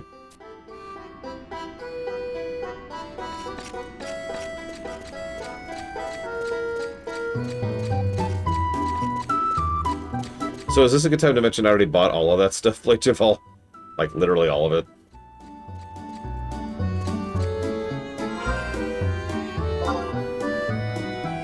I wasn't going to, but like, it was one of those, it was when we had the gigantic wait for the next day. So, whatever at that point, right? Where am I going? Couriers Coalition. Couriers Coalition is, it's right there. I appreciate the thought, though. 240 player hours to be a player. Can I say... An example of tsundere, I think, is actually done well. It took me a moment to come up with one, but I got one.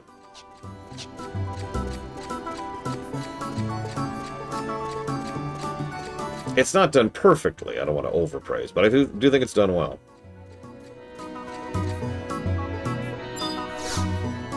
Princess Leia in Empire Strikes Back. Oh, it's been a long time since I saw you, Lord Runner. What's the matter? We've no place to store the massive cargo destined for the Middle Lands, that's what. None of the documents are in order. Even it's partly the finance minister's fault, but still. You know the minister has to sign off all national transactions, right? Of course, that doesn't apply to private business deals, so you'd think the work would be manageable. But every form has been littered with mistakes lately. It's plunging the warehouse into utter chaos, I tell you. Now to mention it, I don't recall a time when Adelin's finances were in such a state. The Order of Wold Trateris trains their members well. Every minister I've heard of has studied there, and they're absolute sorcerers with numbers. Yeah, this guy. Perhaps the greatest of them all is the current one, Melvian de Meliquois. He can tally hundreds of different accounts in the blink of an eye while eating a 3-course breakfast. He needs but a brief glance, or over even a tower of documents to spot every single error, and only a few strokes of the quill to rectify them. That's what makes this rash of obvious mistakes even more odd. We've seen not just mathematical errors, but whole chunks of information omitted. Thanks to the Ministry's sloppy work, our warehouse is overflowing with materials and completely lacking in others. It's physically impossible to fulfill all our orders that we have. Sorry to drag you into this, but could you head to the waterfront, see how things are going? Sure. I've got your back.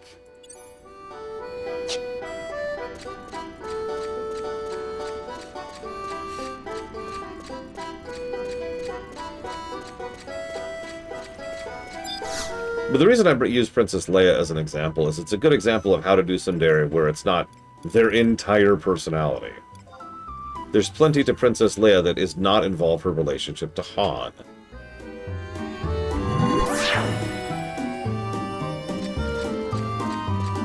Also, if I might be so bold, they also don't drag it out too long, which is another pet peeve of mine.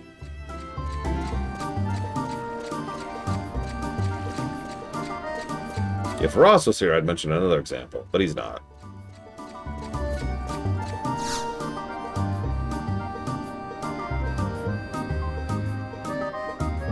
When will this drudgery cease? What would a pioneer like you be doing in this cesspool of a warehouse? How's it going? Do you even need to ask? Take a look around. It's bedlam incarnate. We have a dearth of bare necessities and surplus of luxury items. I cannot fathom how our city is able to subsist if this ridiculousness continues any further. Go, Barain, might I have a word with you? If you think I have time for idle twaddle... Ugh, my apologies, Lord Estino. You have no time for kissing up to people. I've heard to inform you we do not have adequate time frame for shipping the you-know-what. Surely you don't mean... Ugh, this is enough to make me bash my head against the warehouse wall. See what I mean? It's a veritable maelstrom here. Oh my, you would not happen to be Laura by chance, would you?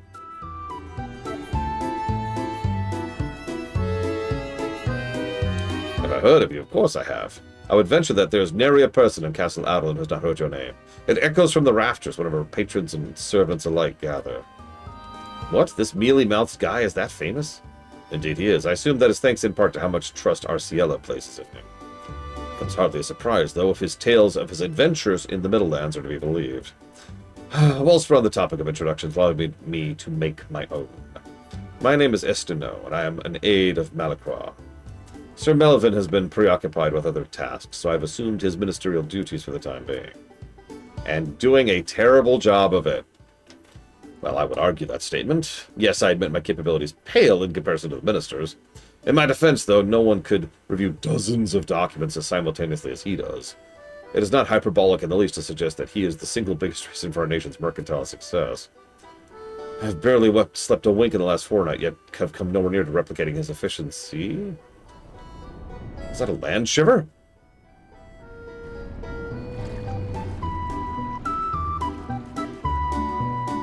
It would stand to reason, seeing as there have been a spat of them lately. I just realized something. I cannot believe this. I just realized something. The last one of some force decimated a church on a nearby islet. To think a building of historical significance that stood for generations gone in an instant. Where would we find the build in which to rebuild it? I suppose that's the least of our worries at this juncture. Which brings me to something I'd like to discuss with you. To tell you the truth, we've been saddled with a tall order from your homeland. They request a contrivance that is off-made by your own Inventors Coalition. We need all this stuff. Nothing else comes to mind. As you may have already surmised, the commodity in question is a bison jacket made from the finest of materials. It proved so popular it found its way to the Middlelands generations prior. The Coalition artisans that stitch them are so finely skilled that not even those most scrupulous of fashionistas can tell the difference between those jackets and the originals. Therefore, it's only natural we are inundated with orders from the Middlelands. While we have measures in place to fulfill this hearty demand, we simply are not prepared for an order of these proportions. Oh, and by the way, yes, I realized I forgot to add one of those items I mentioned in the official list. Please forgive me the oversight. We're short on Eft skins, which means we are at max rep with Arciella. Our client is breathing down my neck about a shipment, so I'll need to ask the pioneers to help. Please. Done. Your largesse knows no bounds. Bring it to Gilburn at the warehouse.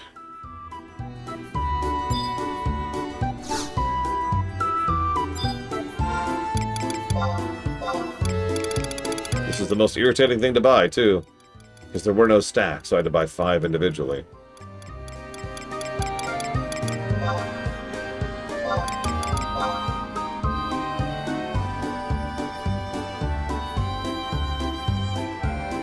help is much appreciated. With this in our hands, we could finally ship out. One last thing. Could you provide the Couriers Coalition that we'll be able to provide them their portion as well? Thank you.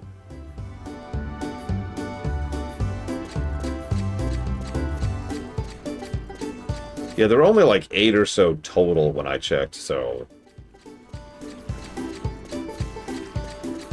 So you want to hear the really strange thing I just realized? To be clear, we're on mission 4-1. There's only like... It only goes up to 5, technically 6. We're pretty far through Adolin, relatively speaking. You ready for the revelation? We just finished Act 1. What's her face? Ingrid was the tutorial boss. She was the starter villain. Think about it. Think about the narrative construction. We show up, we're introduced, we talk to her, we find out about the woods, we find out about her brother, we find out about the politics. There's a few missions establishing things in the area. We go real closer and closer to Arciella. Everything's cool. Things start to go a little topsy-side. Arciella gets kidnapped. Turns out it's actually Ingrid, who has been against us this entire time. We go and we fight against Ingrid. We successfully bring her down. We have just finished Act 1. I don't have a better way to say that.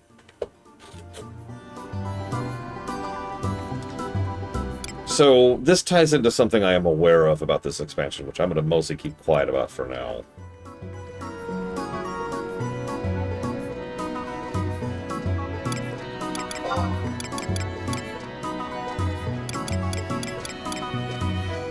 We'll talk about it, don't worry.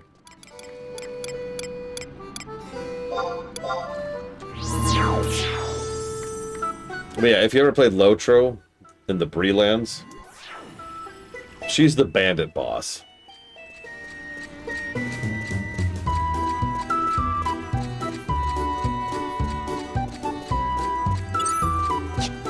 Yeah, exactly, the Black Wold Bandits.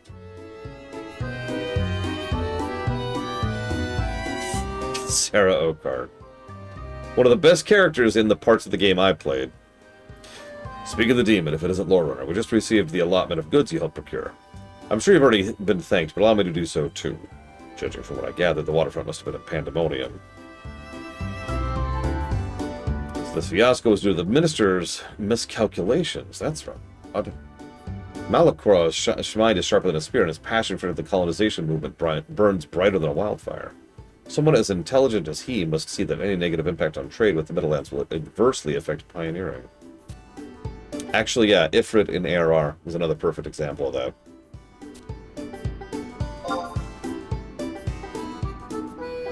WoW doesn't really have this in the same sense of the word. Unless you count WoW as starting with Dragonflight, in which case, she's Razagath. I can't attest to the veracity of these claims, but I've heard the majority of the finance minister's duties are being handled by aides. However, even his legion of assistants can't seem to match his bookkeeping prowess. How he's been able to stay afloat in that veritable sea of paperwork is beyond me, but it affirms how extraordinary of an individual he is. Anyway. An inevitable consequence of the whole organization relying on one person, I suppose. A bridge with one abutment cannot help but collapse. I mean, multiple pillars theory. In retrospect, I shouldn't make light of the situation when our nation's fate is at stake. Wouldn't be prudent. What would be prudent is apprising Maester Reginald of this possible development. It may just be rumors, but a little talk has just given me pause. One can never be too cautious with such sensitive information. Thank you for helping me make up my mind. Oh, and for helping bring down the waterfront, too. I suppose I'll go ahead and say it now. So, I don't know why, but they wanted to do substantially more with this expansion than they did. To the tune of like 2/3 of the expansion doesn't exist.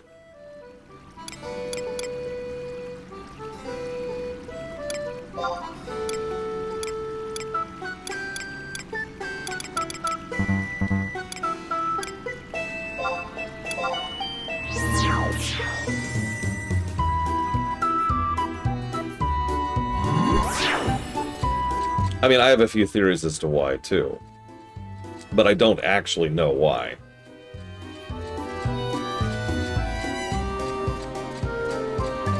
Oh, that's a good point, Blade. I didn't even think about that, yeah. Oh, okay, that actually, no, that lines up almost perfectly. So what that probably means is Seekers of Adoulin is launch content, right? Like, we've been seeing that this whole time. FF14 does this, WoW does this. You've got the expansion at launch, which has a story arc, which then stops, because it's intended to be continued in the patch content. And Adoulin never got patches, did it? I don't actually know, but, like, I wouldn't be surprised if it never received patch content. And that would just line up perfectly. That would explain everything. That also explain why Rhapsodies was the way it was. If you remember, Rhapsodies is mostly pre-existing art assets. Existing characters, existing areas, existing enemies. At least from what I've seen so far. Which is substantially easier to put together than having to create new art assets. And I mean, just look at the town we've been running around it. This place was probably hideously expensive to put together, especially on FF11.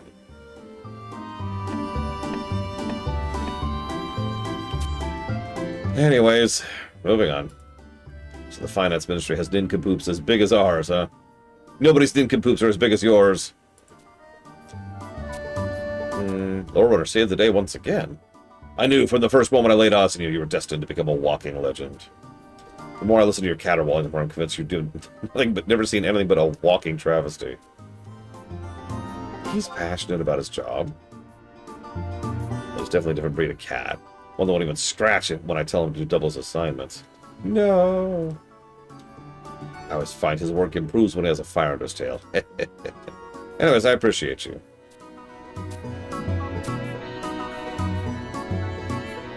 So, who knows what time it is?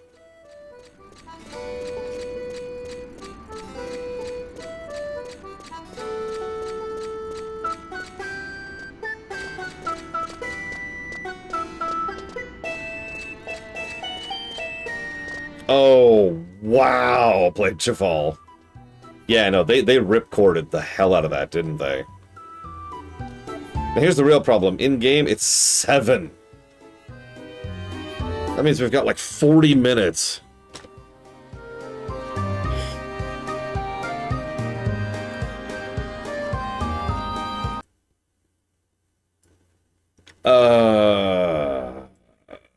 Okay.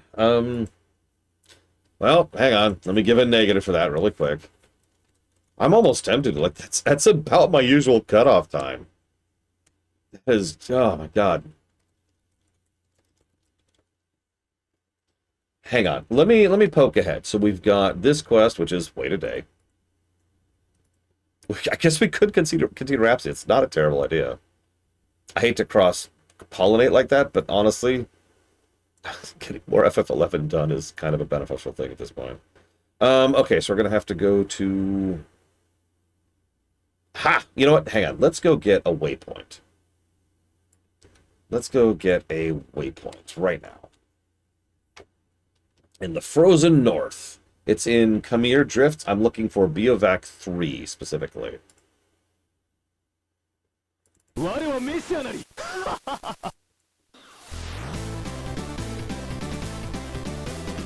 Alright. And yeah, apparently there are more than a few waits coming up.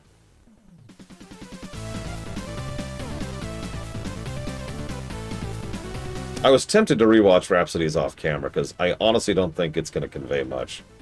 Like, I could probably summarize the beginning of Rhapsodies right now. There's a lady from the future, she's telling us that we have to do stuff, and so we're going back and canonically, we're doing other things while we're doing stuff with her. Holy crap, there's this dude, he's evil, the end. Okay, so in Khmer right now I have Station and Biovac 2. And again, I want Biovac 3. I can also get the home point, but that's not as important. Looks like 2 is actually the only choice there, really. because then I go north there, and that'll get me to 4. And then 4... No, that's not 4, that's 1, excuse me. How do I get to 3 from there? How do I get up there? Oh, I see it. Okay, that's not too bad.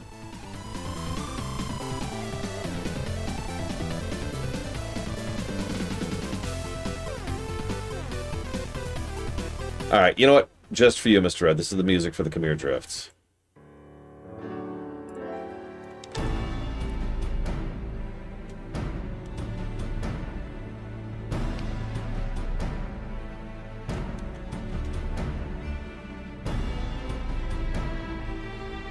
I'm gonna make a 10-hour version of this song. I'm just gonna play it the entire time I'm streaming FF11. The entire time. It'll be like campaigns, but worse. I'm party lead. I should summon stuff.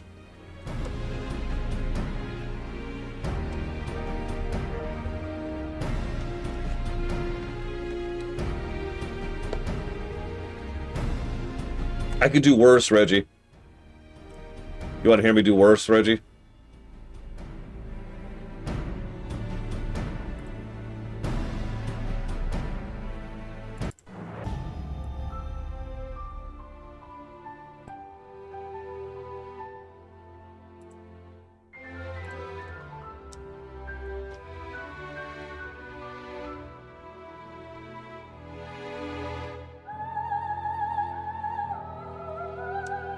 Mwah! Ha, ha, ha, ha.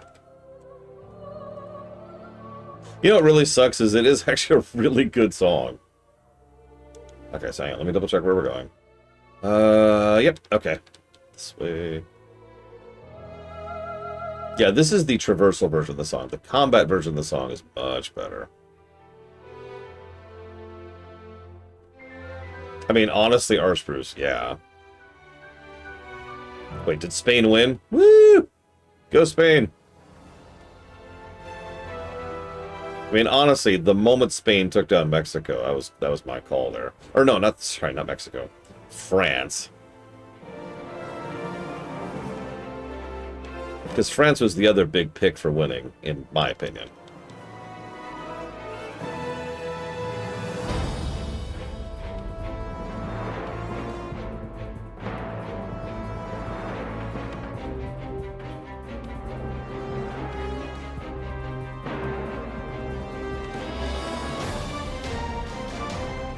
There it is.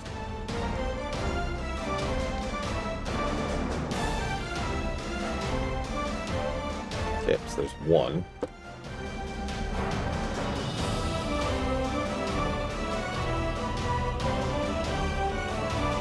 Dude, as much as it's fun in fiction, in reality, having one ace player on your team doesn't really work out, you know?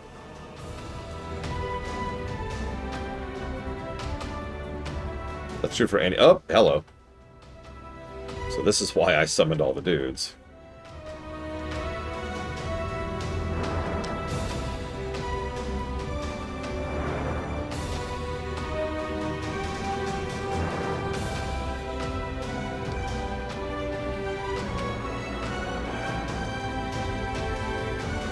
Let's go get a buff going. In fact, let's get 2 buffs going.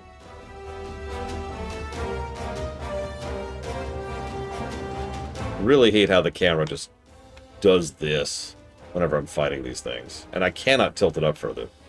So you're just stuck staring at my butt. Alright, just to stop torching you, Reggie, okay?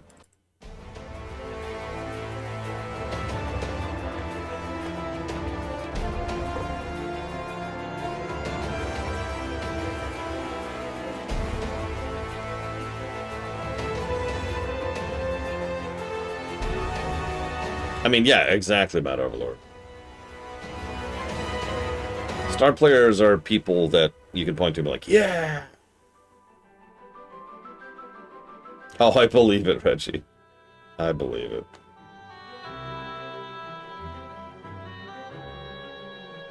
Okay, where are we going?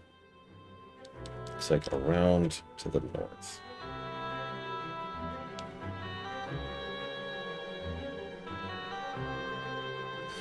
Oh, what's his name? There's a fairly famous player who was with Manchester United for a while, who was way too expensive, good player, but he was a typical ace player. He didn't work well with his team, and he usually dragged the team down rather than up. No, a little more recent than Beckham. Unless I'm thinking of the wrong guy. I don't even know if he plays anymore, honestly. I haven't followed British football in a while. I haven't followed Manchester United even longer. Right, that goes back 15 years now. Okay, so there's 3. You said we should go and get the waypoint, and I trusts.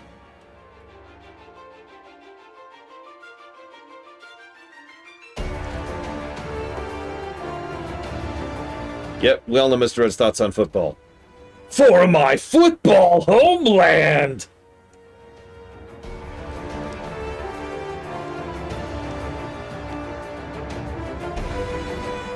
I mean, the amount of money that clubs make off of merchandising is stupid. That is the majority of the income.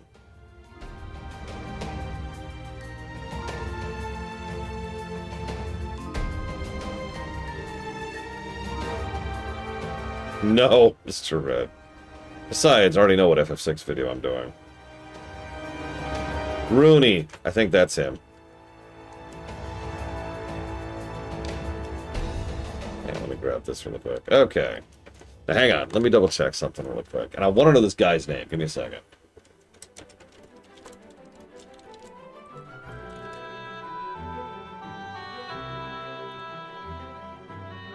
I know I'm on a site. Okay, so it's not him. It's not him. Who is that, Jack? Who is that? Ah, it doesn't say his name.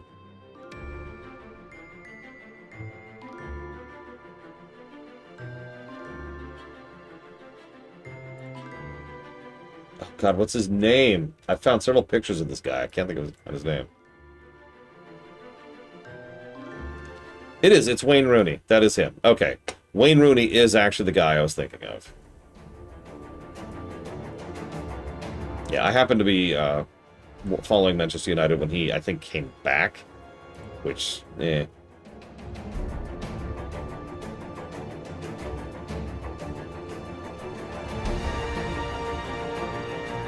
Hang on a second. Let me peek ahead a little bit here. But yeah, I will do that.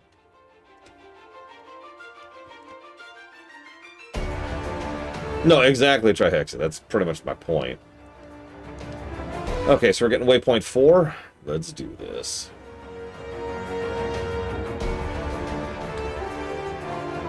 Let's see what else we got. Go to the thing. Go to the thing. Do the thing. Answer correct questions. In the Khmer Drifts. That's, of course. Enter the wool gates from any entrance. We have Frontier Station here, so we should be good on that.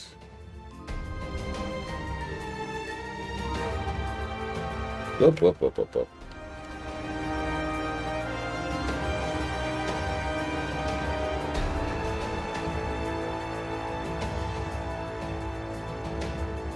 That shouldn't be too bad to get to. We have several waypoints and wool gates, and it looks like it's close to this one anyways. What's next? Wool gates again, blah, blah, blah, blah.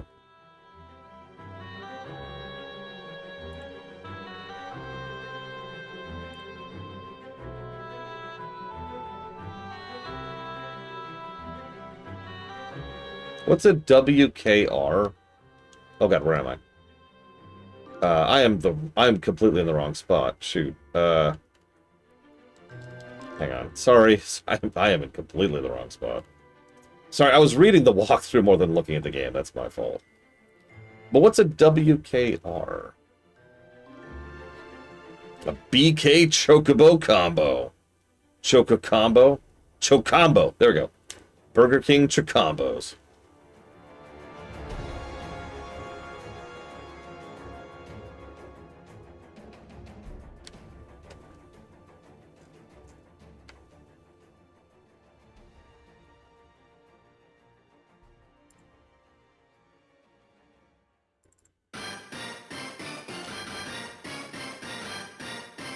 I don't know. England could have done something, but honestly, I don't think England was ever going to make any serious waves. Not compared to the big leagues. Just like in real life.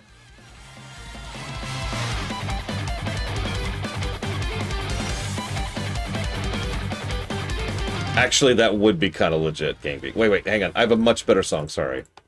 This song is much better suited for where we are right now.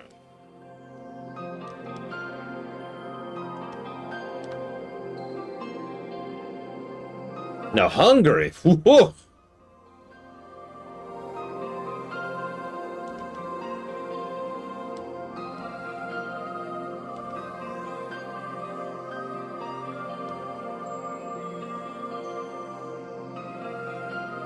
See, I like rooting for teams. I do.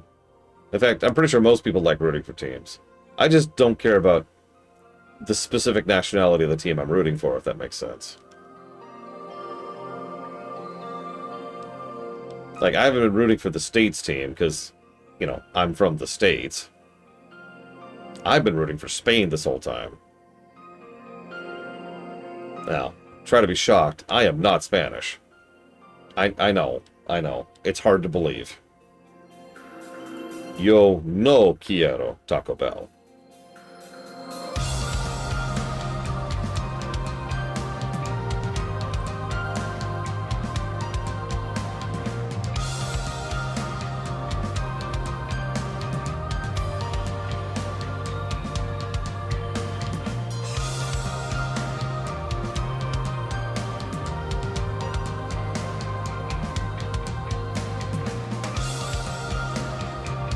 What was his name?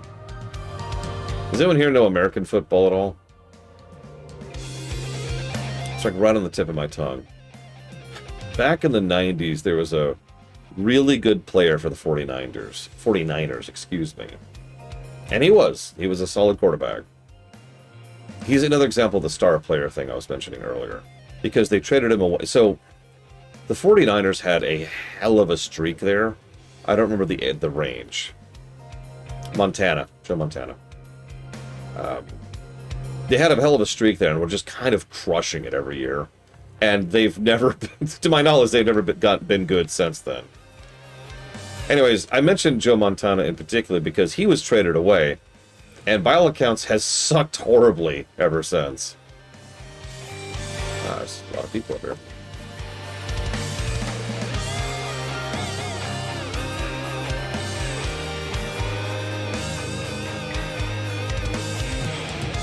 What was that?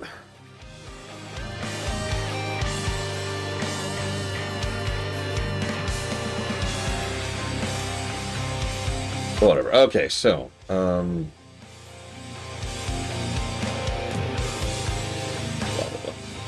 blah, blah, blah, blah.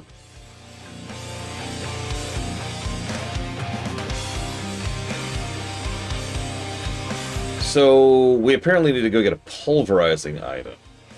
That's in a place called Outer Ra Kaznar. I don't know where that is. Yeah, I got this waypoint. I'll double check. Always double check. Yep, we're good.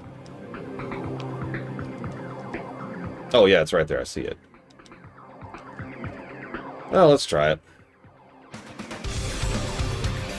Let's play some Metroid while we do it.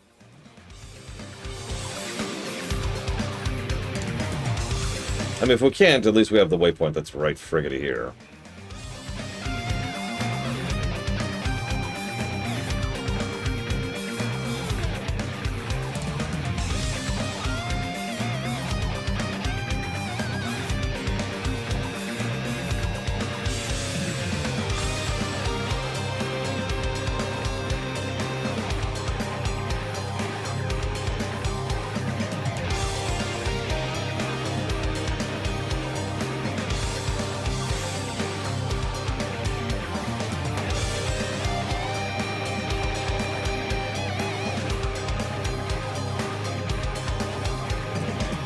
That's assuming we can get there, Mr. Ed. But yeah, honestly, yeah.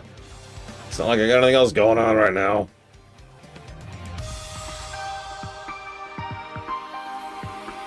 Weird glyphs of weird. And a weird obelisk of weird. Okay. It's always a good sign.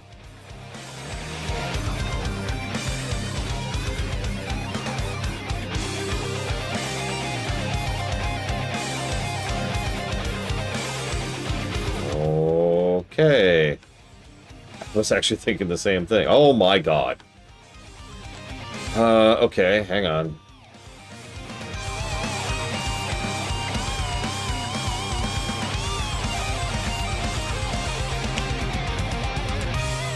Okay, so there should be a person here, but there isn't. Oh no, there she is. She's right here. She's right here.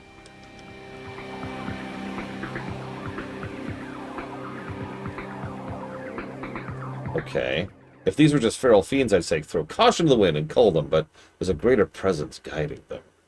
I advise you to switch music really quick here. It's as if the walls are alive, with energies pulsing through the cracks like blood in our veins. Those energies are no ordinary magic. You could try to rend them to tatters with a great axe. The only thing to splinters would be its hilt. If your goal is to colonize, you need to find a way to deal with them. Okay. So I have a question. What's a patent? A patent is a magical apparatus that condense cyclical magic into simple formulas. Find something with remnants of this energy and bring it back here. I need 2 squares of ancestral cloth. I like how the no option is defeating monsters. That's not my thing. Okay, so I need 2 ancestral cloth. I don't suppose by some chance either of you have that on you. So it'd be really helpful.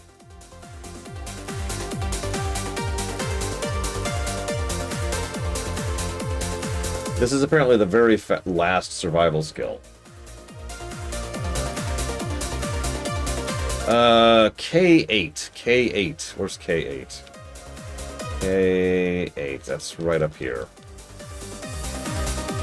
Excuse me, do you have a flag? Excuse me. Excuse me. Flag. Is there a way back? Oh my god. Up this? This map is interesting. I'm just gonna go. Okay. Yep, no, I'm stuck. Cool. Whatever. Going. Summoning people while we're at it.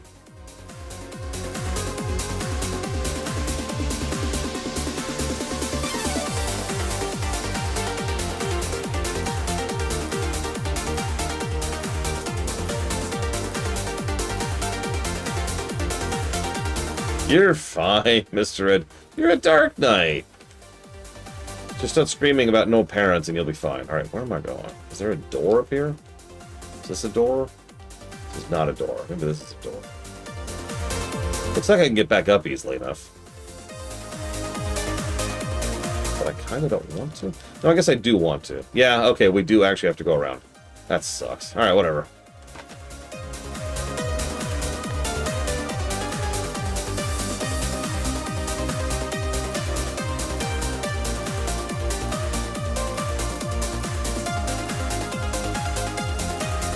Martha! Oh, sorry. What?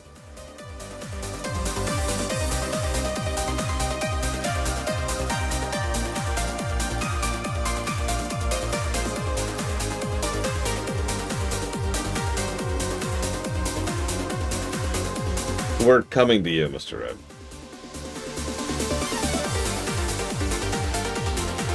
Where did you put the bomb?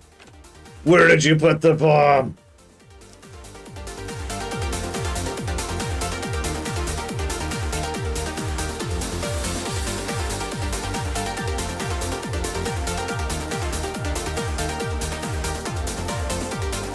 Yeah, I just noticed there's a drop there. What the hell is that? Is that like a plant? Oh, I don't know what that is. Oh, it's probably one of Yggdrasil's roots. Cute.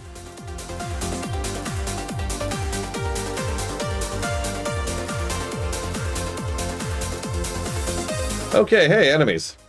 None of which we need. Wait, actually, hang on. Hang on. Never mind, all of which we need. Kill them all! Kill them all! Big magic. I mean, it's only level 116.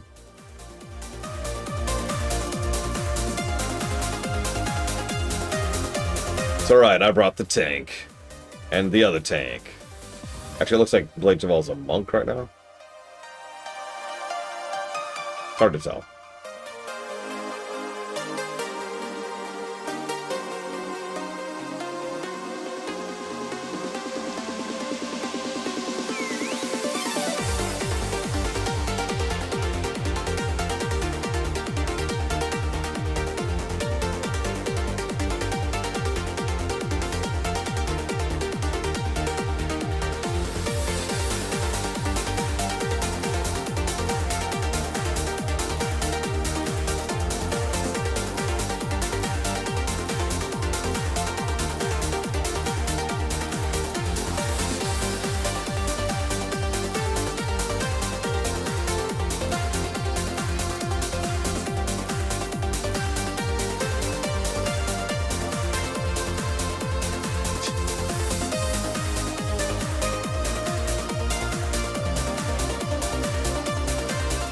Well, there's one ancestral cloth.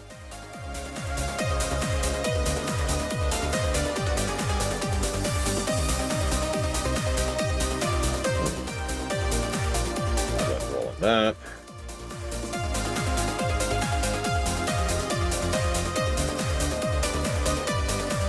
What else? I guess that's it. That is literally it. So what's the respawn rate?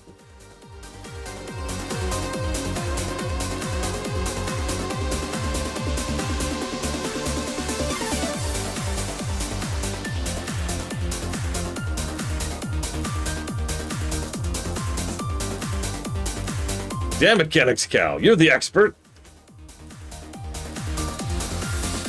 Well, okay, hang on. So we want to go to I-11 for totally no reason. That's... Oh, where is that? Okay, this way, this way.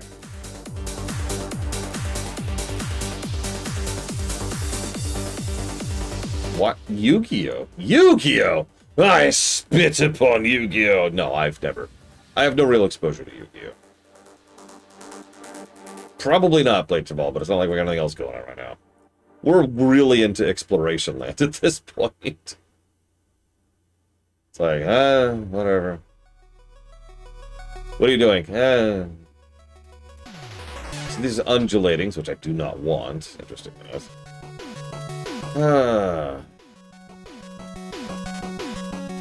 Yeah, we're playing as intended. That's... Wait, hold on. Hold on. We actually can't get there from here. Hang on, let's kill this thing really quick.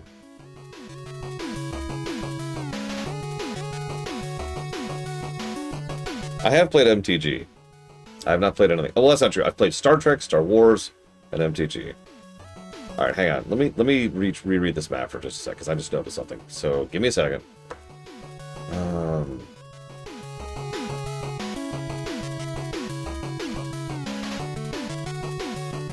So that's the goal. We can reach there from... maybe that way? You know what, whatever. I'm just gonna keep exploring. Screw it. What have I got to lose at this point? Yeah! What route? What route?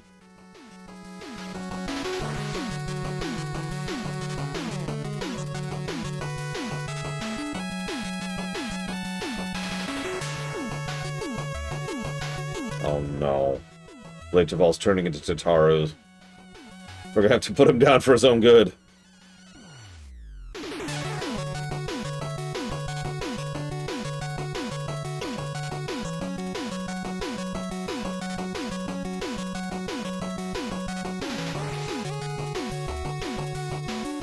No, I don't remember Pramathi at all. Now where are we?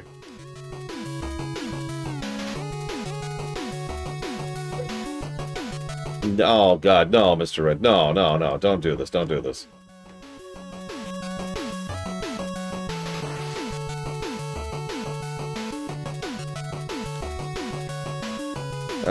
Sure, let's kill Marchand. Interestingly enough, this says I should go to I-11 first, which means there's a path I'm not seeing on the map.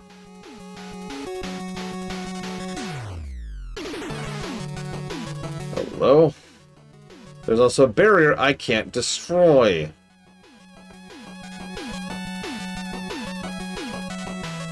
Because we need the damn frickin'... Oh, that's... Okay.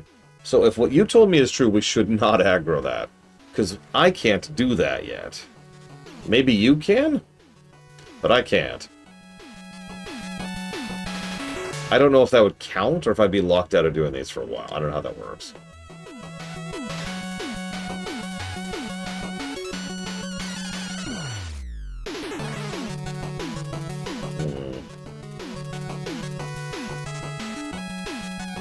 Yeah, let's just not. Gonna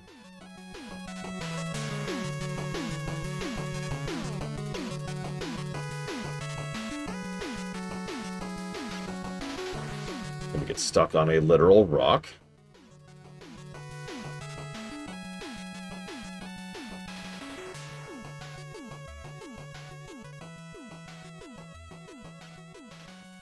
And let's play Super Mario RPG.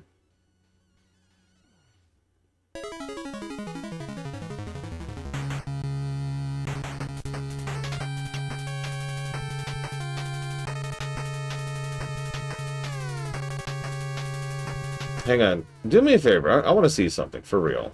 I mean, you don't have to come with me. I got the minions, but... I'm actually curious of something. I'm going to go back up. Or down, or whatever the hell it is. Back to map 1. Which I can do. Right?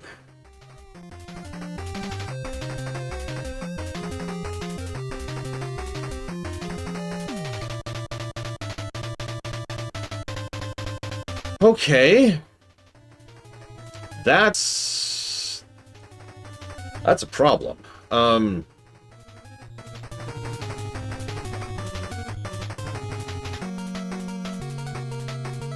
Yeah, let's go break this wall. Let's break this wall. I'll beat up ads and cheer you on. I'll tell you about how you should burn. Burn to the ground. Burn to the ground. Oh, amusingly, my music is off too. I was going to turn it on when he came here for real.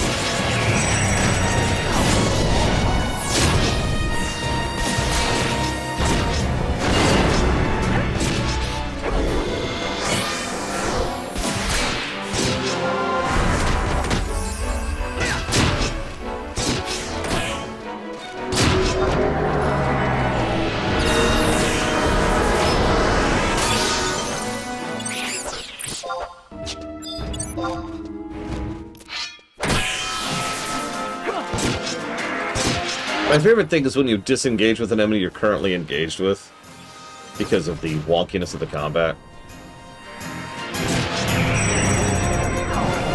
So the music stops and then restarts.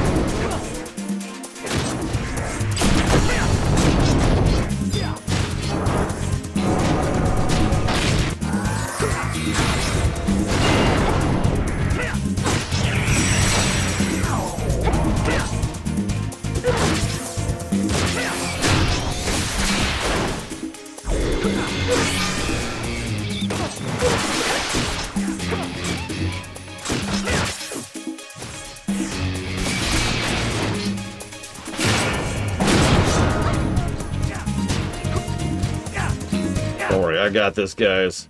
0.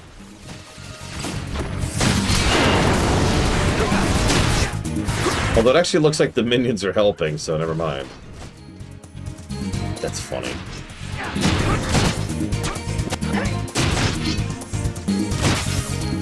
Just a few more zeros, guys.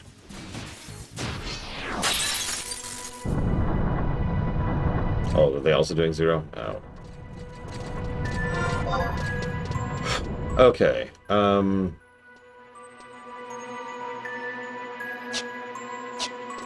a couple of options here. Let me test something up ahead here. And when this isn't what we need, I've got another idea.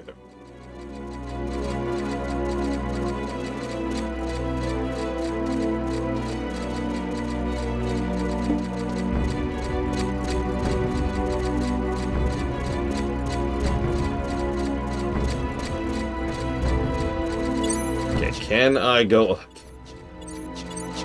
Nope. Okay, that was exactly what I expected. Hang on, let me double check something. Yeah, okay, so right back.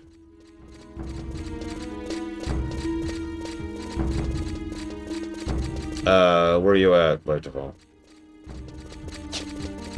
Whoa! Strange. The diamond. Yep, that's where I was going anyways. So that wakes.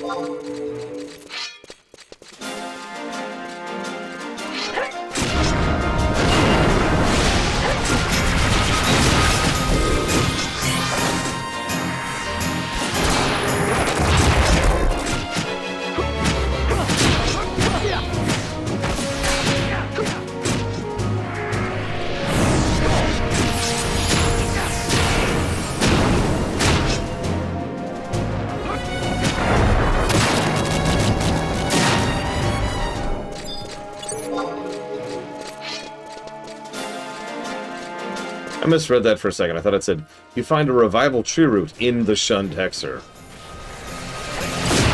Where are you, by the way, Mr. Red?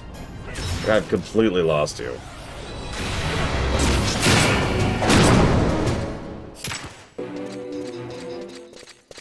There you are. Yeah, I don't think we're reaching in time.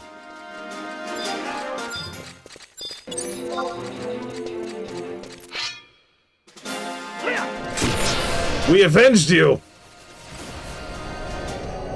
In one shot.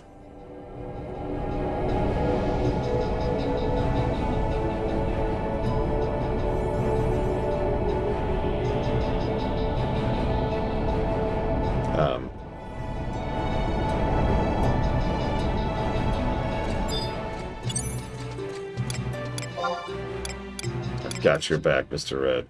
Yeah, I don't know how to force the trusts to raise. I don't even know if they can. They're trusts, they probably don't have a raise.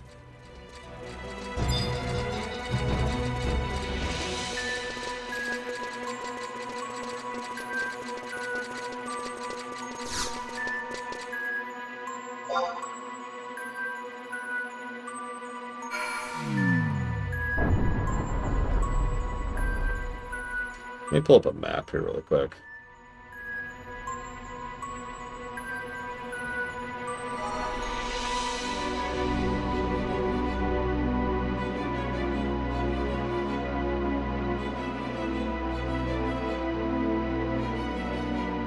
Oh, wow. This is a hell of a map. It's actually 2 maps. Give me 1 second. Nice music.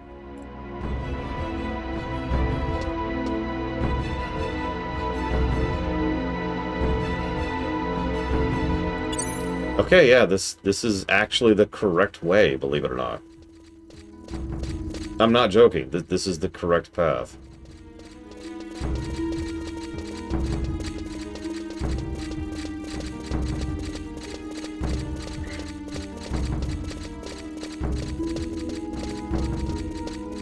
I cannot believe we haven't gotten a second cloth to drop yet.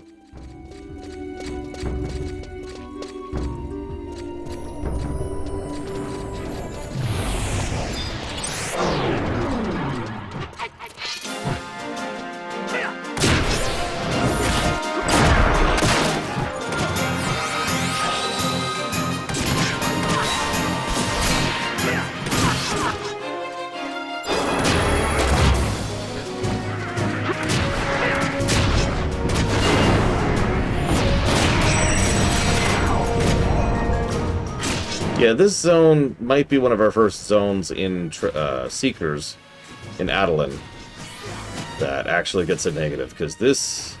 I'm looking at my 2 maps, and this is a thing.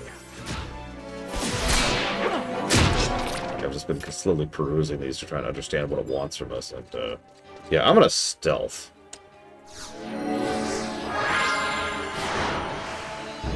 Speed this up a little bit.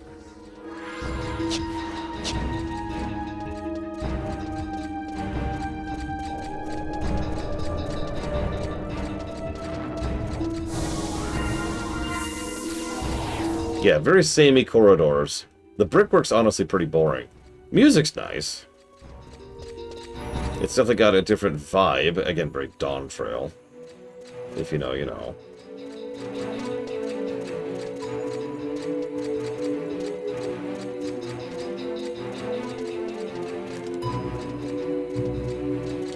So we actually need something here. Effigy of Sealing. Effigy of Sealing. I don't know if it's there or if we can interact with it yet, but we do need it. So I'm going to try while we're going through.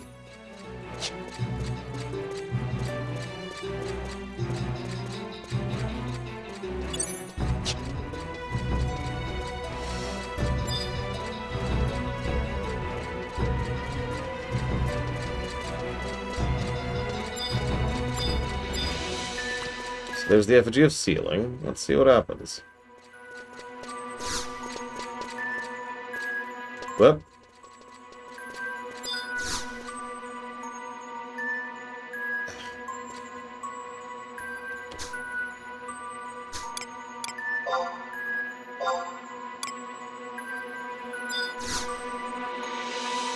Nothing. I didn't think so. So we are going to have to actually do this a second time, because I didn't get the item that I need from this stupid thing.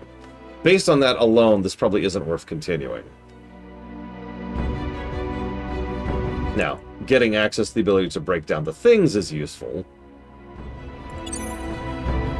Which means I need 1 more ancestral cloth. Mr. Ed, can you do me a favor, please? Are you near an auction house?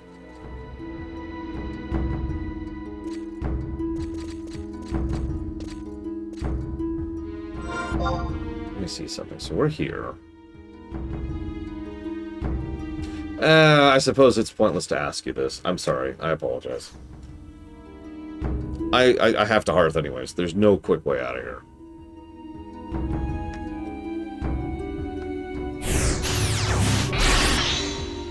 I will go to an auction house.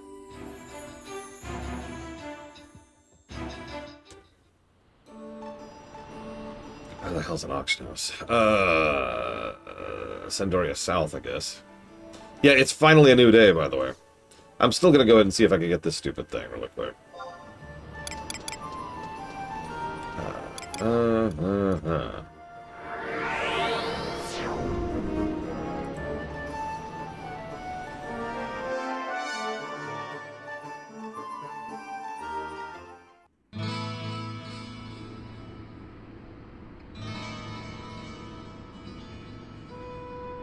Where's the silvery plate?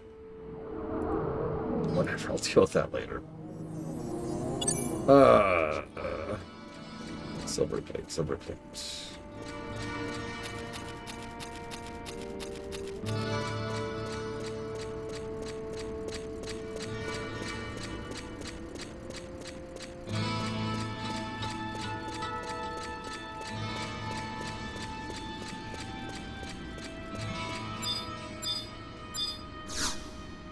I'm going to guess it's cloth craft. Ancestral cloth. There we go. How much is it? $1 billion. There you go. There's $1 billion.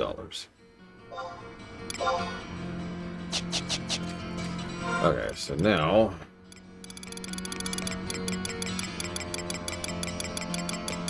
Just making absolutely sure we have the dumb things. There we go. 2 ancestral cloths. Okay. Okay. This... You know, at least we no longer have to do a quest, but man. So what makes me have a white pearl? Out of curiosity. I'm with it. I like it, but like I'm curious why that.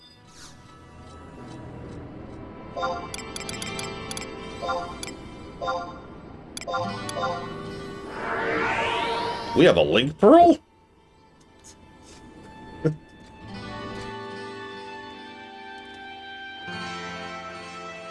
Probably Rax, if I were to guess.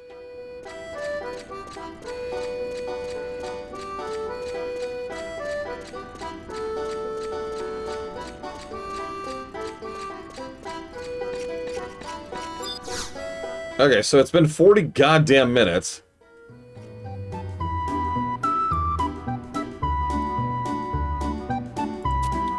The princess is here to see you.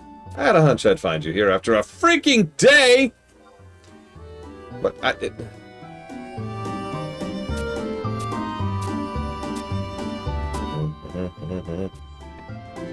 Okay, so we must go to the summit of the mountain. In an age when... Oh, God, yes, you've said it several times, thank you.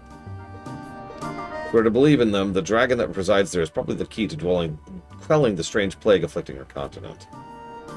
For these reasons and more, would you mind accompanying me to the mount? Of course. My ore collection calls. Thank you so much. Come to think of it, I've never actually met a dragon face-to-face, or snout. I can't help but feel afraid of the thought of it. At least you'll be by my side. You've probably bested whole broods of them. If that's the case, I have nothing to fear at all. How lucky I am to have met you. Enough twittering like a schoolgirl, though. This is no trivial matter. You've probably steeled yourself. Meet me at Jorasiet.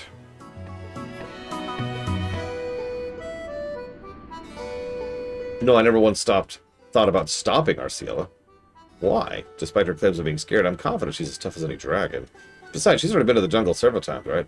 Although, don't go spreading this around, but I have some juicy tidbits for you to chew on. You know how you said you had no idea whether Arcelia was carried off by some beast? Well, I might have overheard the answer. She was dragged away in the blood-stained maw of some otherworldly abomination while resting outside the city gates. Yeah. Oh my god.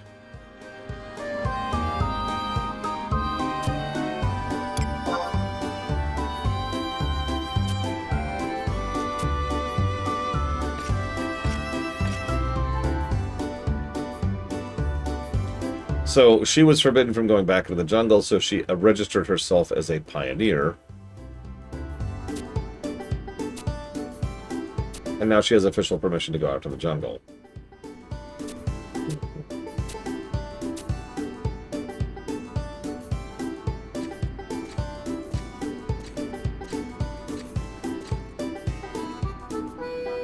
I've never seen a face more determined than yours right now. Good to know. Let's go to that place you were just getting a waypoint at.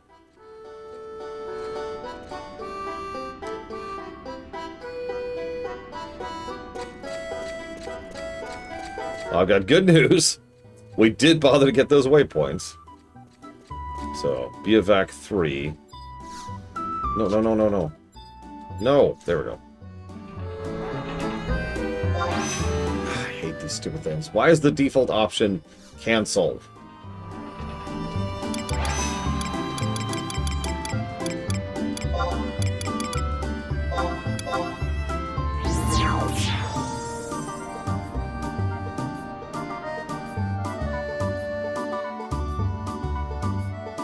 You know, I'd say our trip to the final dungeon was a waste, but actually it kind of wasn't if you think about it. Not only did I get the 2 things I need to do the final interaction there, so that's good and done. But it also means now that I actually have an idea of what I'm doing once I get there.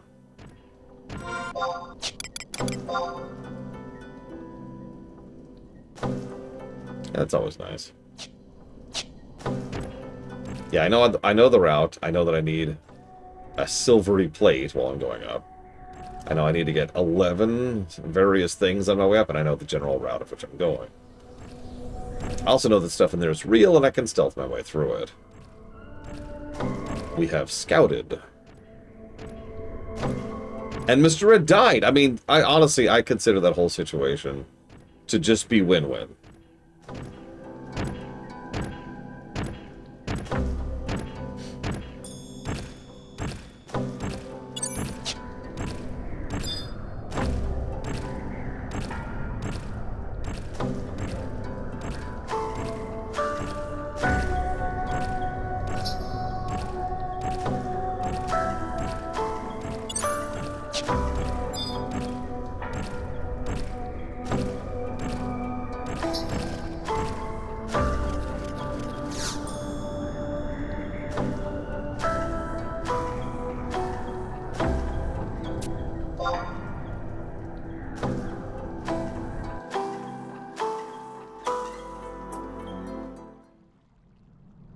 Oh yeah, by the way, the Secret of Mana comparisons continue.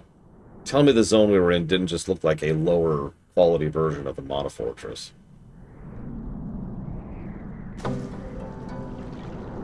Complete with being absolutely filled with undead.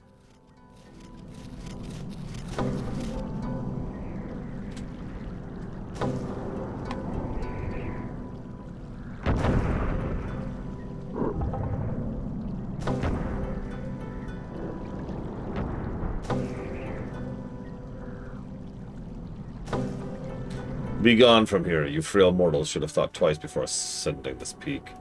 I have no patience for those who desecrate the forest to depart at once.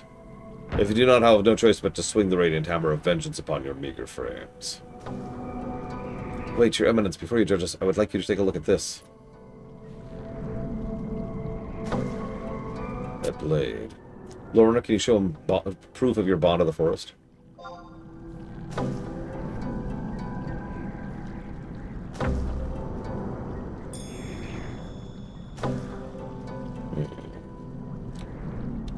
Orosthine and Rosalette's palm.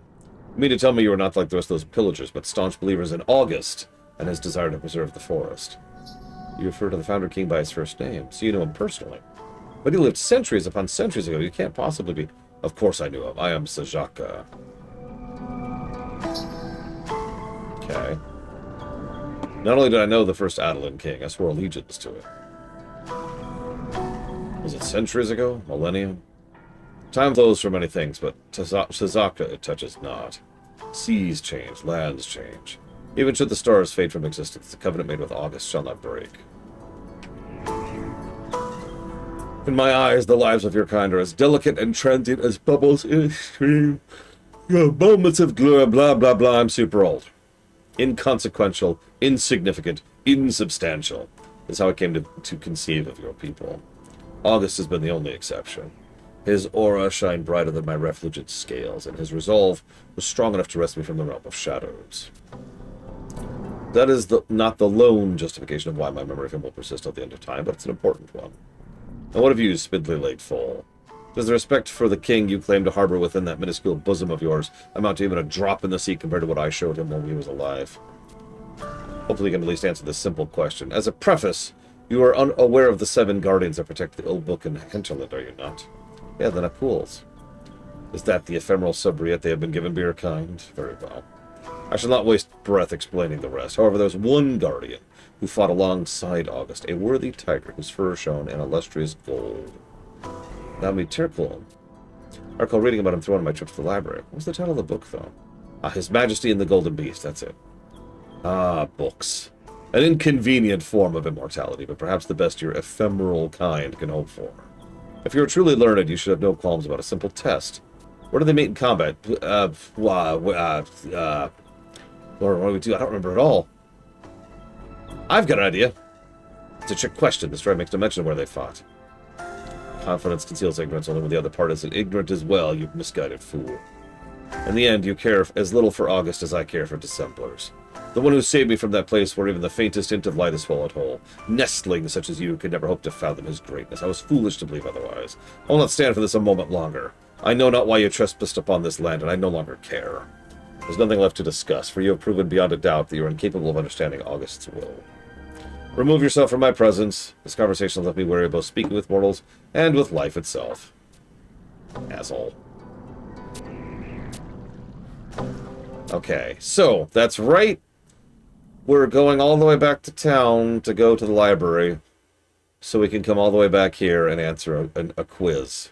That's actually literally what we're doing now. That's...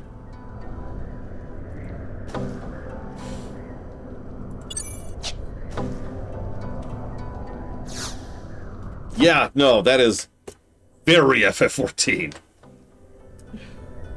Thank you for the sub, Tazara. I suppose you know the question. If you'd like to put that towards anything, do please let me know.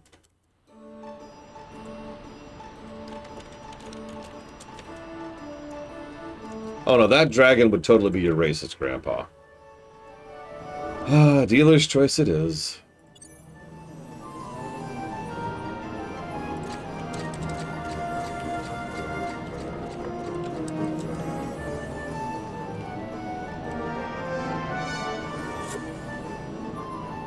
No, Mr. Red, although there's another day wait later.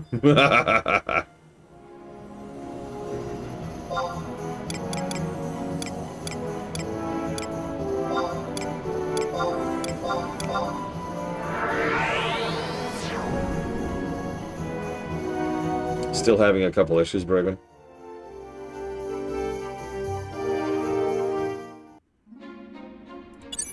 I'm not sure, Blade Jabal. That's actually a pretty good question. Right.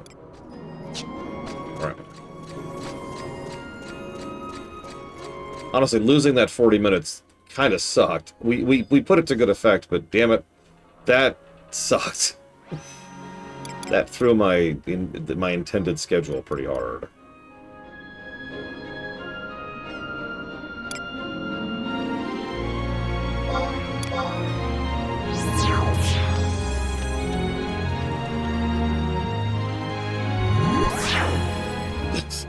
It's fine. There's nothing for it.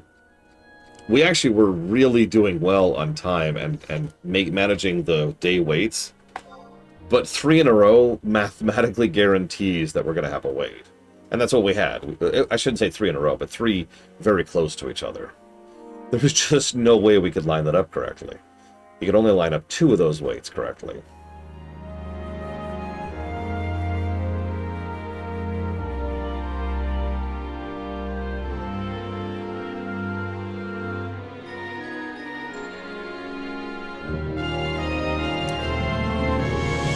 The game just crashed.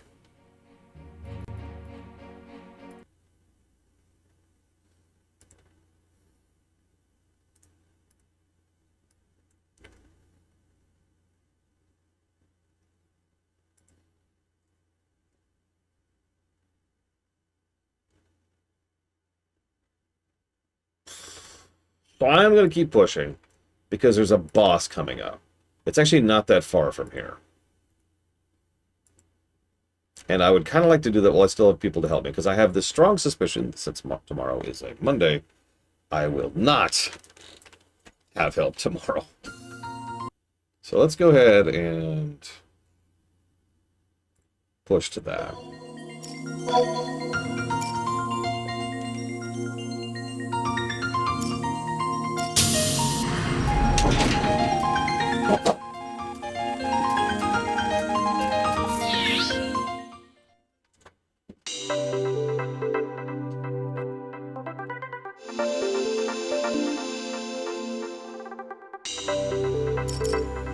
The boss is... God, I don't know. Hang on, where is this? Go to Woe Gates, looks like. Yeah, it looks like Woe Gates. In fact, we were specifically looking for the darkened crevice in G8 in the Woe Gates. If you have any idea what that means.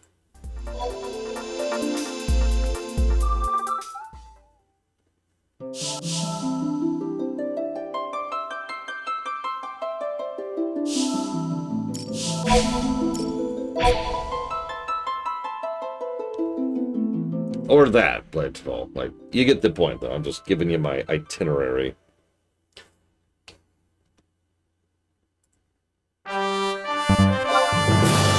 This is really loud. Super loud.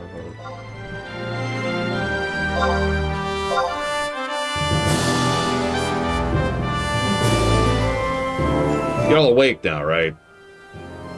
And I'm already logged in. Oh, this game. This game!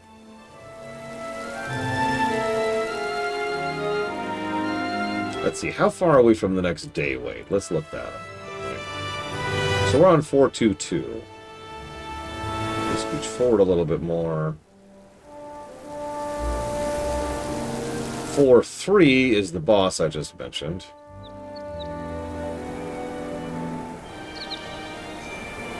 And then there's a cutscene. Oh, and then we do the last dungeon. Which, yeah, we're... Yeah, okay. Well, that's not too bad. That's not too shabby.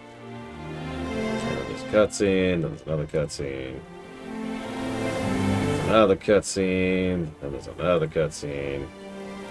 Another cutscene, another cutscene.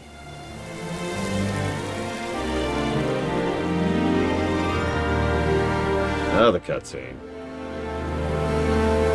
There's our way today at 439. Yeah, that's pretty far in.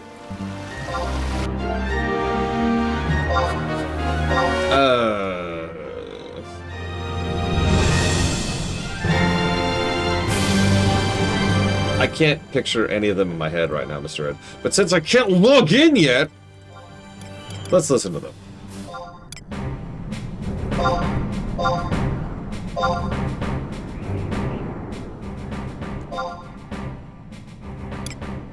Oh, you wish, Eleazar. And I wish. And everyone in the entire world wishes. So this one's fine, I guess.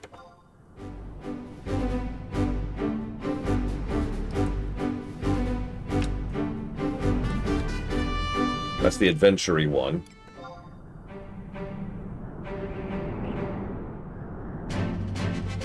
This is my favorite.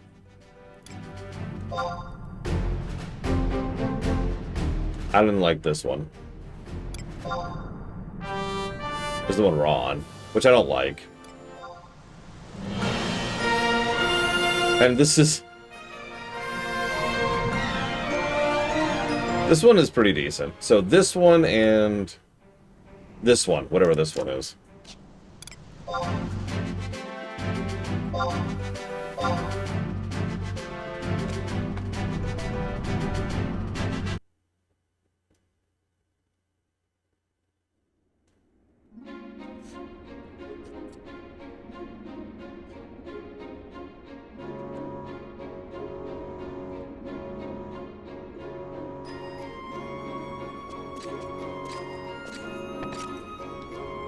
What a pleasant surprise. I assume here to read more about the Founder King. If so, I have some news. You've already read all the tomes that discuss what took place in the era of the establishment of our nation.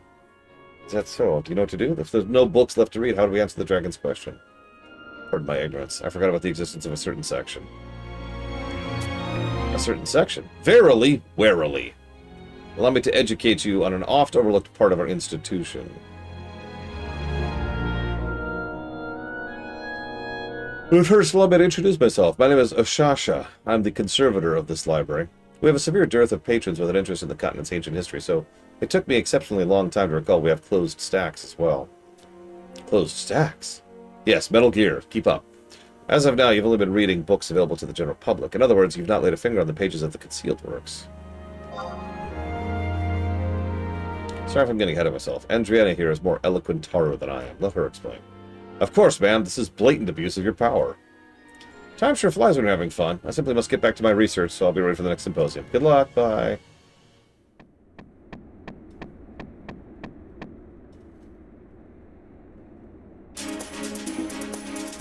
Well, concealed works are tomes that may be removed from the premise. I would be happy to wade through the stacks with you, but I cannot take the plunge in that direction. There are many books back there, though Adeline was founded long ago. It's not long enough to predate written word. The books are practically cascading from the shelves, so voluminous are they. Yeah, paddle music here. Jesus Christ, some of this dialogue. In summation, it is impossible to provide you with every tome from the ever-growing mass of vellum. Only a subject via which to select a few relevant texts. So, I'm supposed to actually pay attention to these. I'm not going to. I have a walkthrough.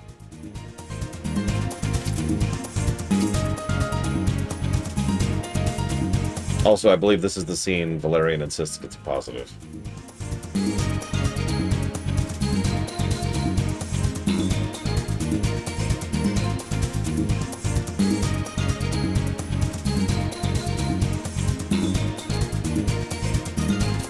Yep.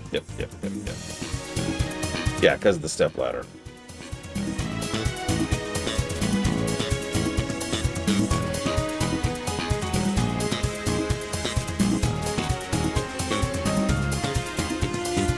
Yeah, sorry, this is a lot of text, and I kind of don't care. If I'm being honest.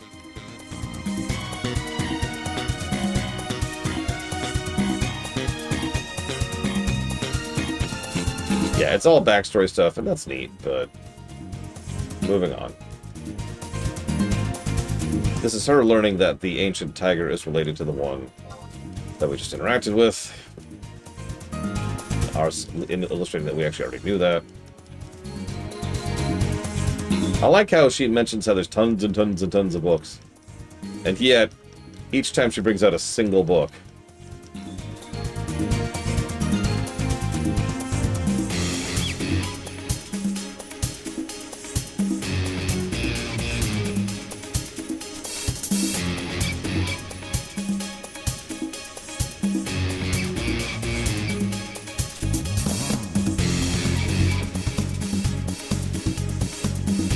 true, Blades of All.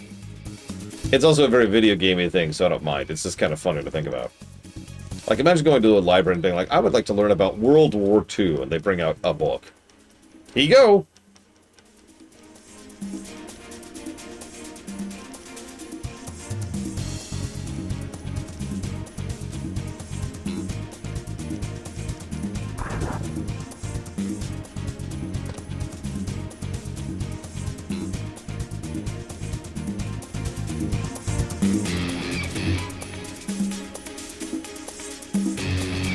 Yes, the tiger died to save him. Aww.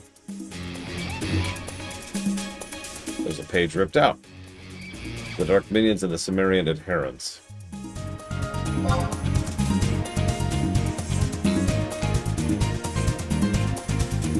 Wow, this is a long cutscene if I was reading all... Imagine if I was just sitting here reading all these.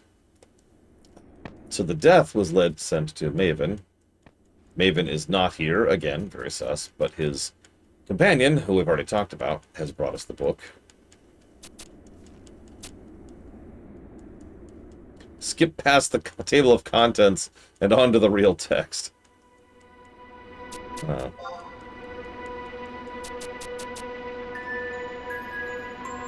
Hordes of uncanny terrors crawled above ground to corrupt the land from a labyrinth.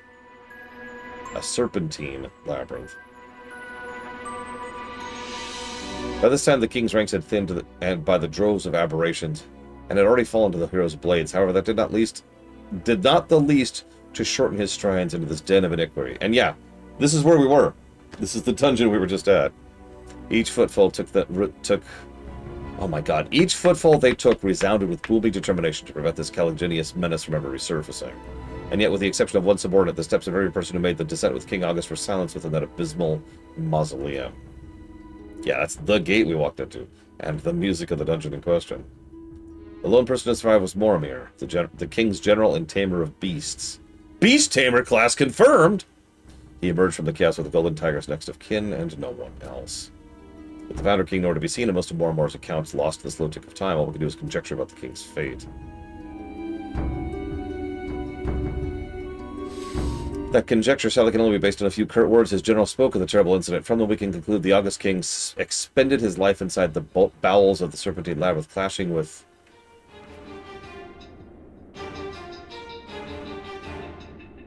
For Goddess's sake, the tome is completely illegible.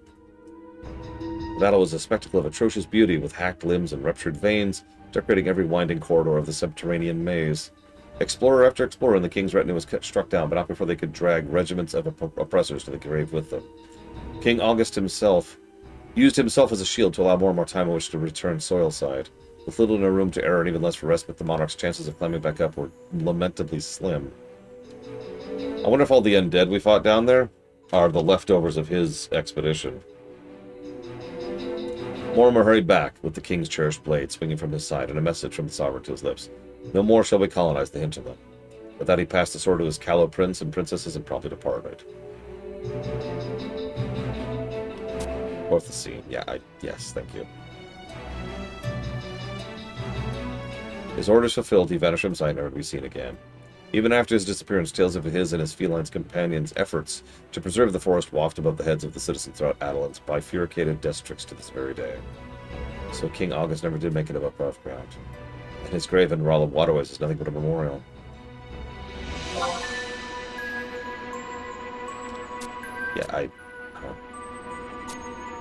Perhaps Chancellor Yignis could provide some insight. Maybe. I suppose your father had disappeared under peculiar circumstances. He may not have told Yignis anything. How thoughtless of me. I shouldn't have touched upon an obviously sensitive subject.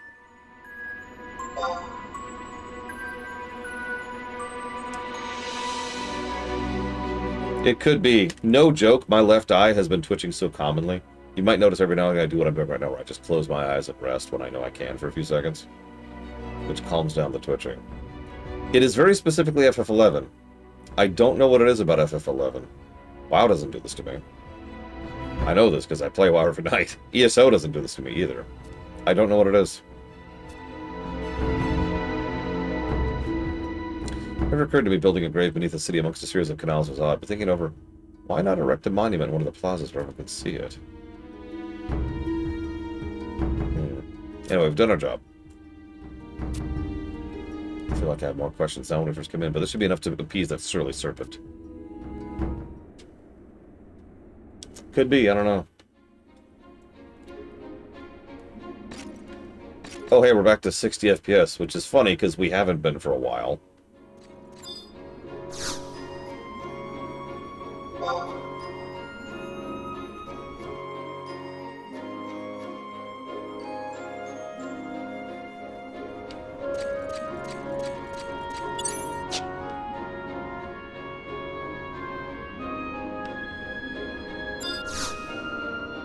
Yeah, 60 FPS moves noticeably different.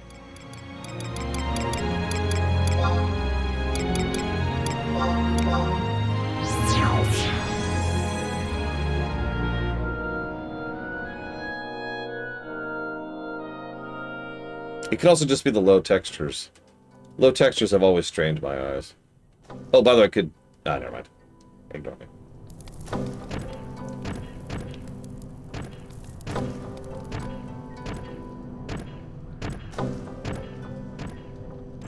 And I mean, I am looking at low-res textures for long periods of time.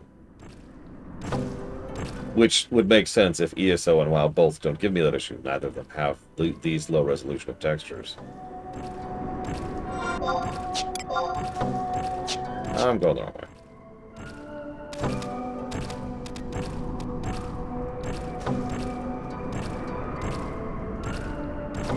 I love how slow this mount seems, by the way. I know it's like the same speed as every other mount, but... Boom, boom, boom. Yeah, exactly, but well. Plus, WoW has been continuously updating its engine, so it can handle larger texture pack sizes. You know, the problem FF14 ran into back in Shadowburners. Modern WoW textures are actually really high res, relatively speaking.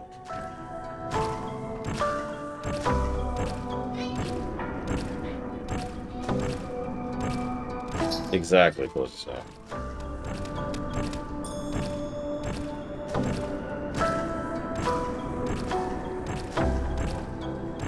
It's possible FF10 has better... No, I don't know why I'm saying that. FF10 does have better textures. I know FF12 has better textures.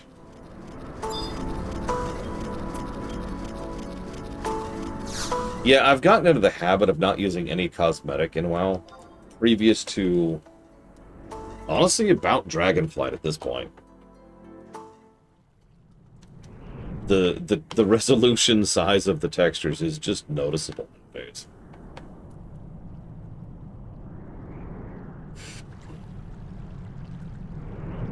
Like, look at that ground right there. Look at that. I mean, I've always thought the NES and the SNES looked better than most of the early 3D stuff.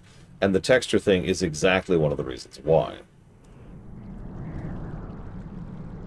Anyways, we swear we have no intention of harming the Jumble. Please hear our plea. It is my sworn duty as protector of this land to confirm if your intent matches your words.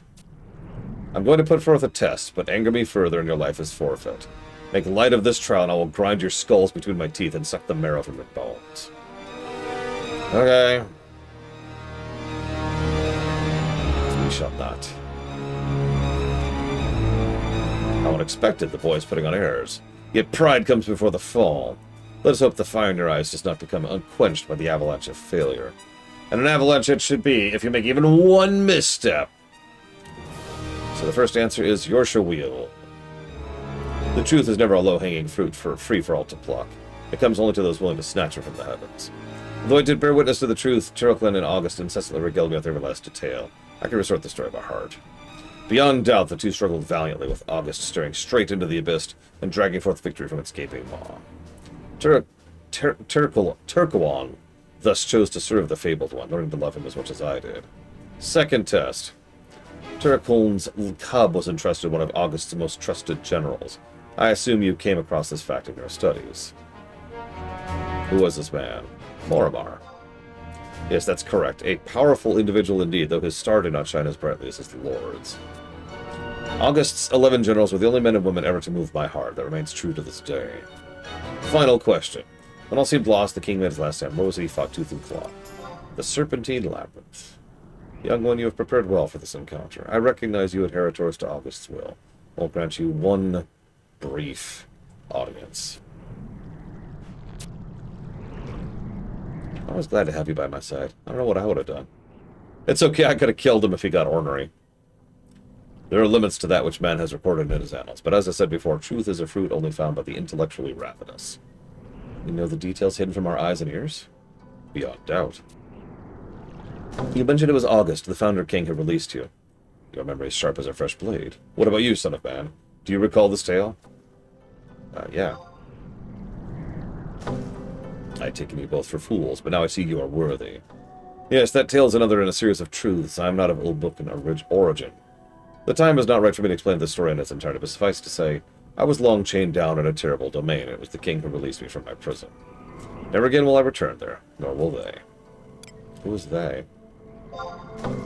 You mentioned earlier the Naquals. Perhaps it is as he said. I should not look down on the sons of man. As who said?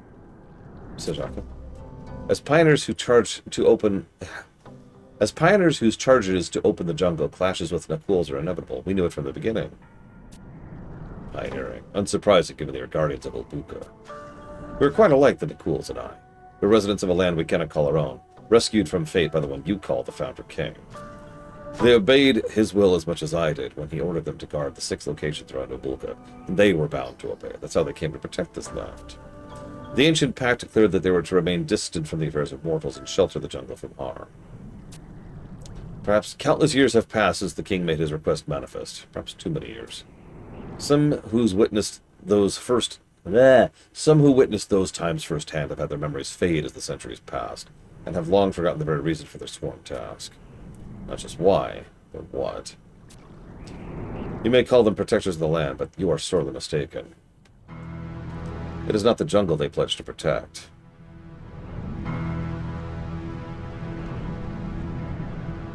I don't understand. They were scattered throughout the 6 reaches of Abulka, to be sure, but not for the reason you think. They were sent to guard the 6 entrances to the Serpentine Labyrinth. And it's more than just a myth.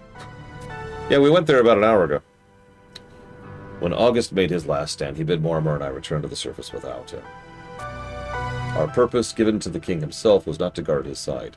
It was to deliver his orders to the Naquals. They were to seal the entrances into the labyrinth and assure that nary so much as a man's breath penetrated into its recesses. Let me interject. You said the Naquals are here to guard the entrances. Our annals state there are 7 Naquals. We only mentioned 6 entrances. Where's the 7th? What is he protecting? He was different from the rest. In ancient times, he was referred to as the Deathborn Zol, and his purpose was to serve the hallowed leader of the Cimmerian adherents. You mean August's sworn enemies? Indeed, he was one of the Zol Triumvirate. But during his fierce clashes with August, he came to see the light. I know not where he is or what his task is. Perhaps... No, speculation is not my forte. He's impossible for me to read. The dude's like a vampire, I swear. August's sword led me to this very spot. Before I began my private tutelage, my father often wrote us a poem, and here's the poem.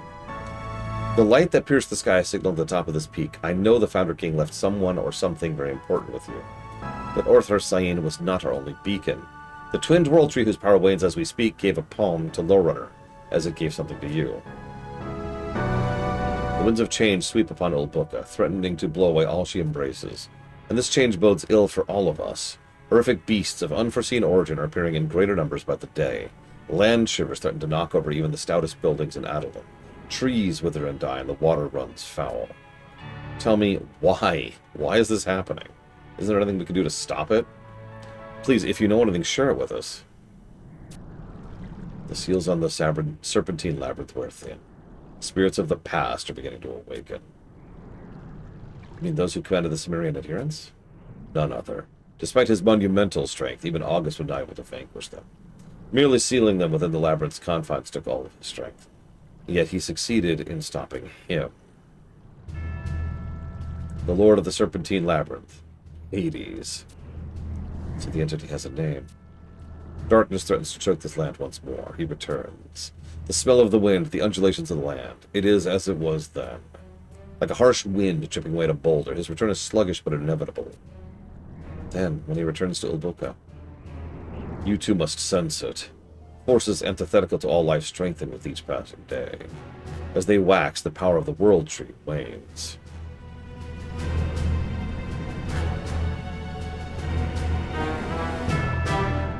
Having lost its twin, it coalesced all its energies into its roots and took hold deep within Ulbukan soil, then spread throughout the land, killing all the evil that sought to consume it. Countless years have passed since then, as the World Tree aged and began to lose its potency. The land shivers are just a physical manifestation of this phenomenon. Each shudder is the World Tree trembling in agony. What if its power is completely lost? Then all that August worked to contain will spill out onto the surface. Hades' wait is almost over, his black heart growing stronger as we speak. Calamity will befall us once again.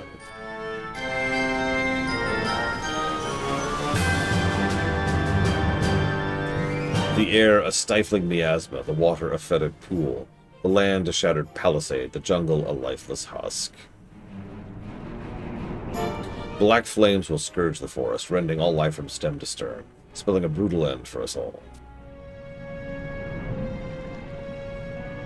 This is the inevitable conclusion of all we faced so far. How do we stop it? We cannot. It can't be. You stirred in the Serpentine Labyrinth and lived. You must know something. Young child and younger friend, I am but a relic of the past. Ah, would that August were alive. Things may be different. If not his body, then at least his spirit. But it is still chained within the Serpentine Labyrinth's most inner recesses. During August's crusade, he was ruthlessly devoted to his cause, and the World Tree was at the height of its power.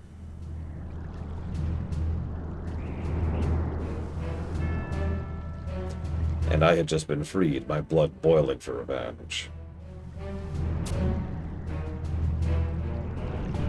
These 3 forces combined to seal that dark malady deep within. Yet despite the most favorable of circumstances, we failed to eliminate the threat completely. It's okay, I've killed 2 gods. Or rather, the same, whatever. Though I remain in this realm, I still bear the wounds I suffered during that struggle. As I alluded to before, even were I healthy, the Founder King's spirit is trapped and the World Tree has begun to crumble.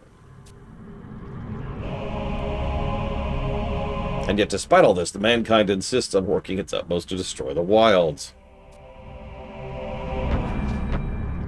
And here I sit, bearing the same injury, and even you and your lot I would forgive, but my heart still pulses with rage at the mere thought of the evil sealed away.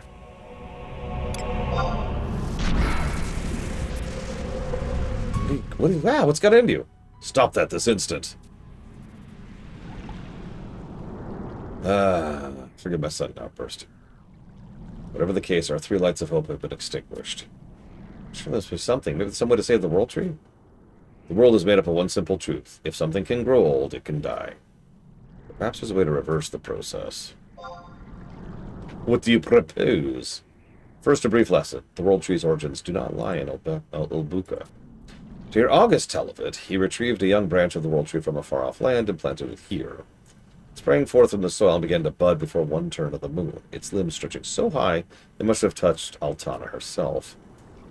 If we were to do the same thing, and this time the roots are already here to work with, so we need to find a branch.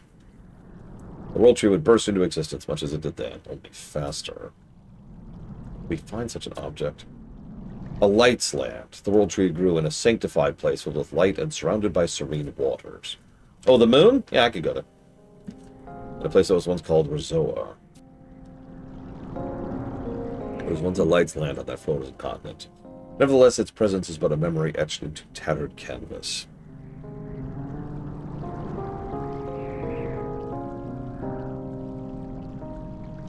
Rizoa. We only know it as a land wrapped in the flames of war. I can feel it.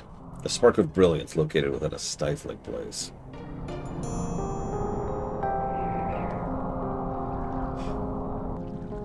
When the World Tree sensed changes occurring here, it gifted a piece of itself, creating a new light's land here. I can feel its soft reverberations in the land, calling me there. If it's as simple as going, then no. Even though you've seen the reality, there's nothing you can do. I alone have the power to access the light's land. But the trauma I have suffered too great, my concentration too frail. Those blasphemous entities stripped me of my scales, cursed them, and scattered them throughout the land. That's why my wound will never heal. I cannot fly as long as my scales are held captive, not now and not ever. Even the slightest flap of my wings sends jolts of pain down my spine. Circling the mountaintop is all I can bear before I'm forced to make landfall. Arriving at Light's Land? Beyond question. I have searched many of your lifetimes for even one, but to no avail. I have no other avenues to try, and I cannot disperse the evil. These skills possibly...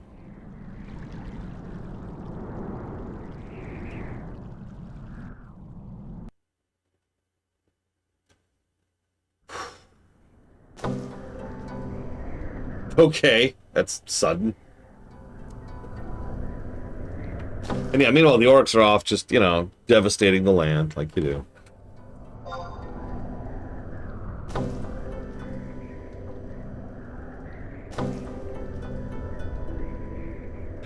That's great, Mr. Red.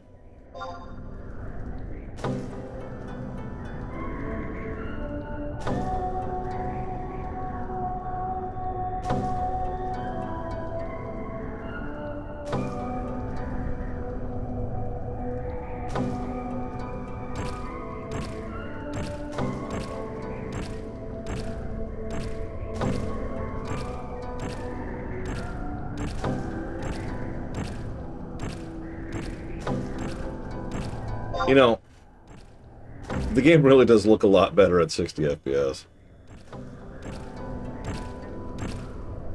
My opinion.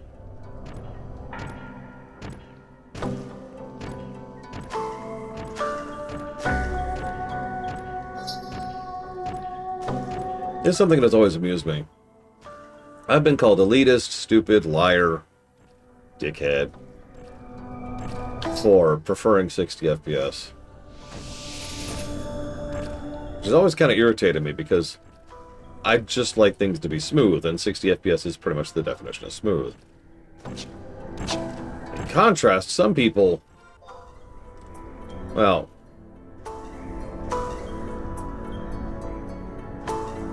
Seriously? Some people are like, well, if it's not 144 FPS, then it's not worth my time.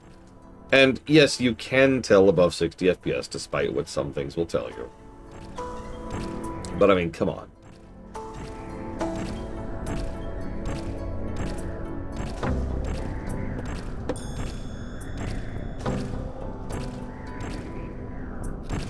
Yeah, not everyone can. Everyone's eyes are different.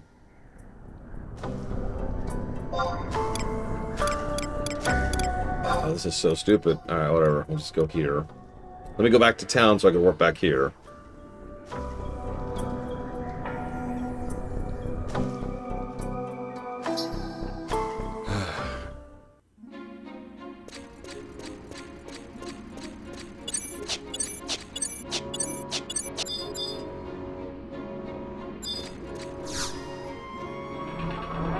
I agree, Evo. But in total contrast to that, I think that 60, I don't want to say it's mandatory, but, you know,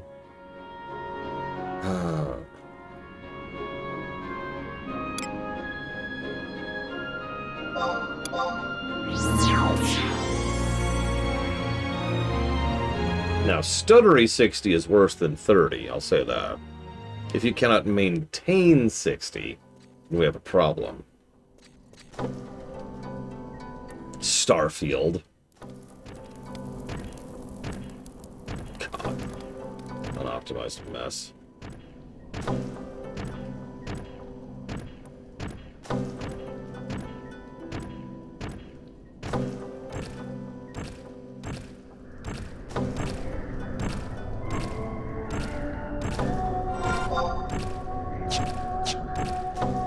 I know it's shocking, Wolverine. Nay, incomprehensible.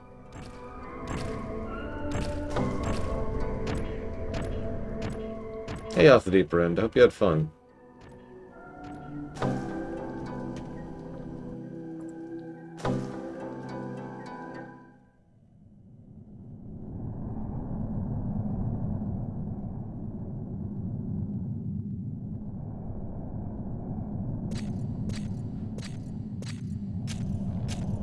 Lure Runner. Doesn't surprise me to find you here. The sealed ruins of the Woe Gates must lead to the Serpentine Labyrinth. I can feel it. How do we get inside? What's that? It's a land shiver.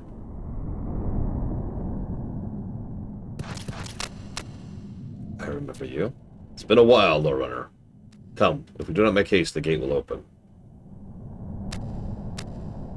He's calling to us. We've got to hurry. Quickly, before we lose him. Yeah, What do you think I'm doing? Okay, so I need to get to G7. Is this a dungeon? Of course it's a dungeon. So apparently we need to drop down several spots. Drop down at I5, drop down at H6. Not sure where we are. Oh, I see. I think I see what it wants me to do, too. Yeah, those two drop downs and then down to G7. Okay.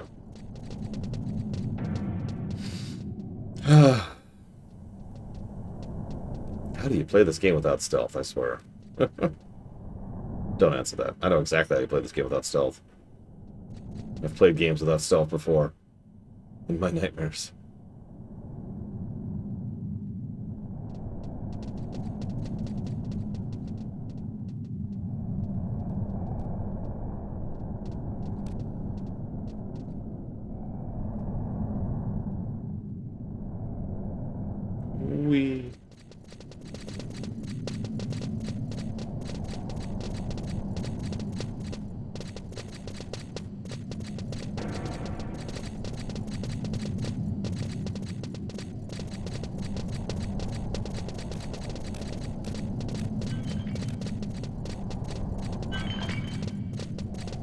Oh, I believe it, Blade Devil.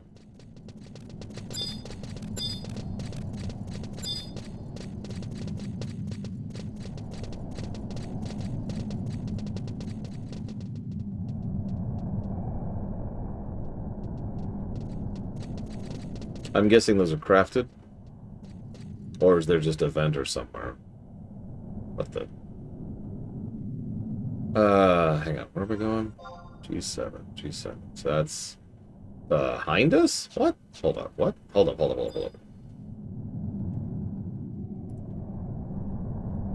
The G7, G8 border. There's a darkened crevice.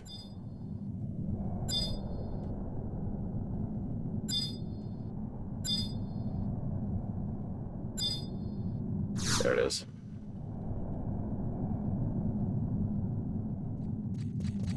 I'll think about it, Mr. Red. Right after I pull my knife out of your miserable heart.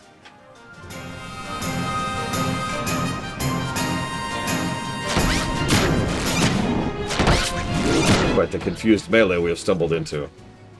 Umbral's fighting Leafkin. What unvetted deal is going on? We're evil. Ooh. And it just ate it whole. Oh my god. Why are we just watching?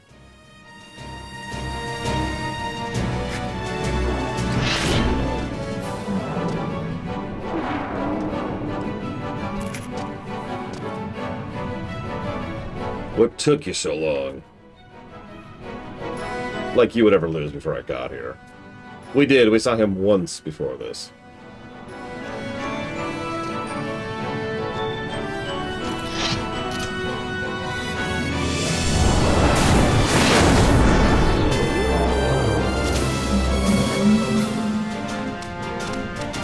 See?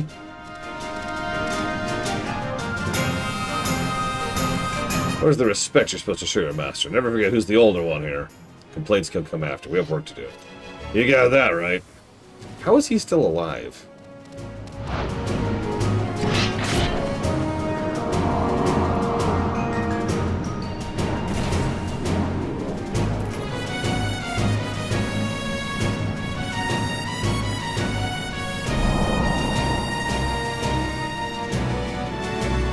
Second to last off the deep end.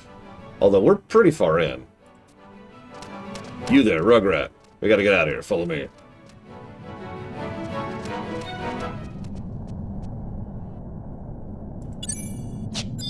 I love this. The fight is ended in failure. Only your party leader may inspect the... Anyways, if any NPC dies, we've lost.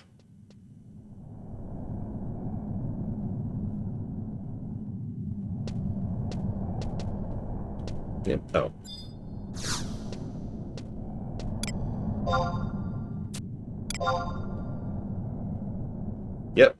Yep. Summoning trusts once we get in there.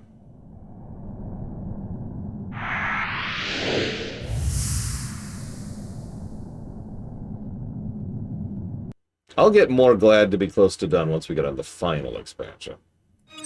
Speaking of... Come on. There we go.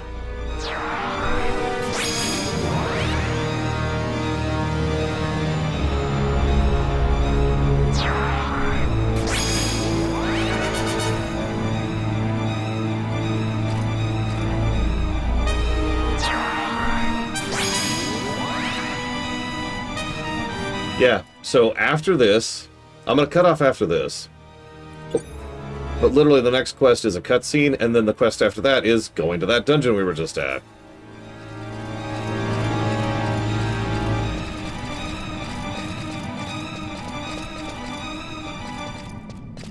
So this should be fun.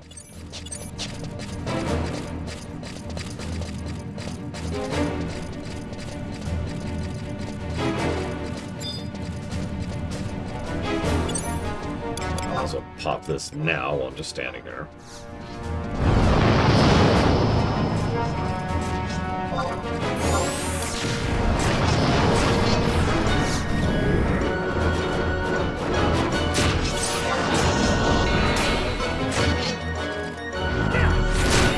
I'm sure this is a common phenomenon. I tend to get my second wind back, metaphorically speaking. I hope you have fun, Kenixia. When I'm close to the ending, right? When I know I'm reaching the end of a project, or a game, or a movie, or whatever, right? Not when I'm getting there. Not when I'm getting good progress or anything like that. Not when I just started. No, no, no. It's when I can see the finish line. Metaphorically.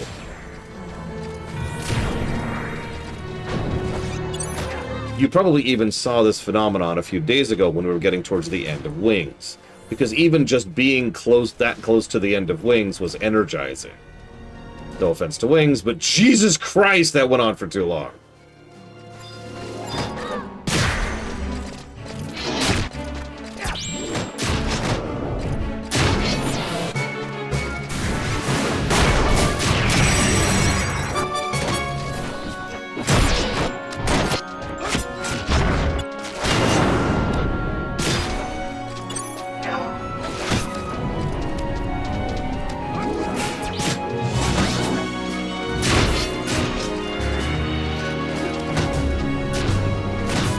Yeah. I mean, okay. So the quest you're probably referring to was actually about, technically like 10 quests in one. But there were actual quests during Wings which were like an hour or two long. No asterisks, just one quest.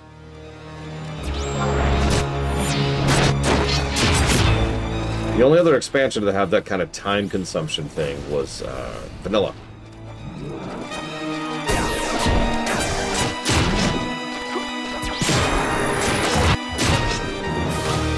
So let's see. Treasures of Ottergod had the worst zones and dungeons.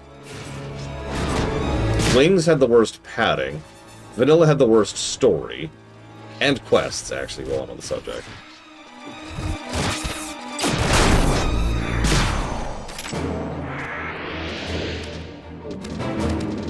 And so far, the worst wait-a days seems to be this one. Adeline.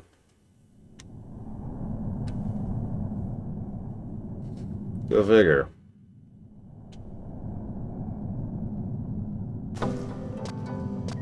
Got them all cleaned up? I have to admit, you got more spunk than I ever thought possible. Yo, Darkulin. Those eyes of yours are sharper than I gave him credit for. When have I ever lied to you? Well, I'll be Arciella. You've grown, that's for sure. Oh. And you must be Lore Runner. And you might be? I'm Morimer. Yeah, called that. But that's the name of the Founder King's General.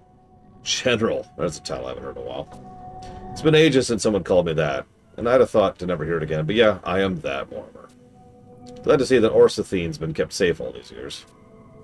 But, I mean, look at you! I've been much more in a few moons since I've seen it, and I'm getting on in the years. But you didn't come here to listen to me ramble. You're in search of the scales, right? How could you possibly... I think it takes a wolf to know the heart of a beast. Not that I think you're a beast. You're more like a cub. That's rich coming from you. Sometimes I wonder why I don't just throw you into the Zoldef River. I've been at this for a long time, but I've never had as smart aleck of a companion as this lump of fur. Fate binds us together, you know that. And surely we have better things to do than sit here casting aspersions at each other. You got that right. Back to the matter at hand. I've got an idea where you can find those skills you're looking for. Of course, nothing's sure in the muddied waters of Volboka, but even the smallest possibility is better than nothing. But if you want to find him, you'll need to convince him. Convince whom? Ah, the spirit of youth. Good to see you so eager to keep on top of things. This whole colonization thing is best left to the young. Old fuddy-duddies like me have no place in. I better stop myself before I get further off track. We're talking about Sajaka, of course. You want to find the scales, you're going to need to convince him. I'll come along to help.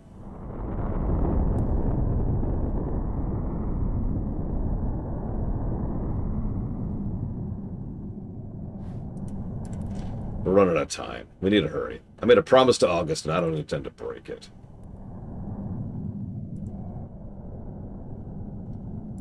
Okay, so, like I said, we're going to cut it here. I think it's actually fastest to just straight up hearth, and so that is what I shall do. And yeah, I'm kind of with you on that off the deeper end. Tomorrow, we'll talk to an old fuddy-duddy, and I get to do that wonderful Mana Fortress again. That should be fun. I'll see you guys.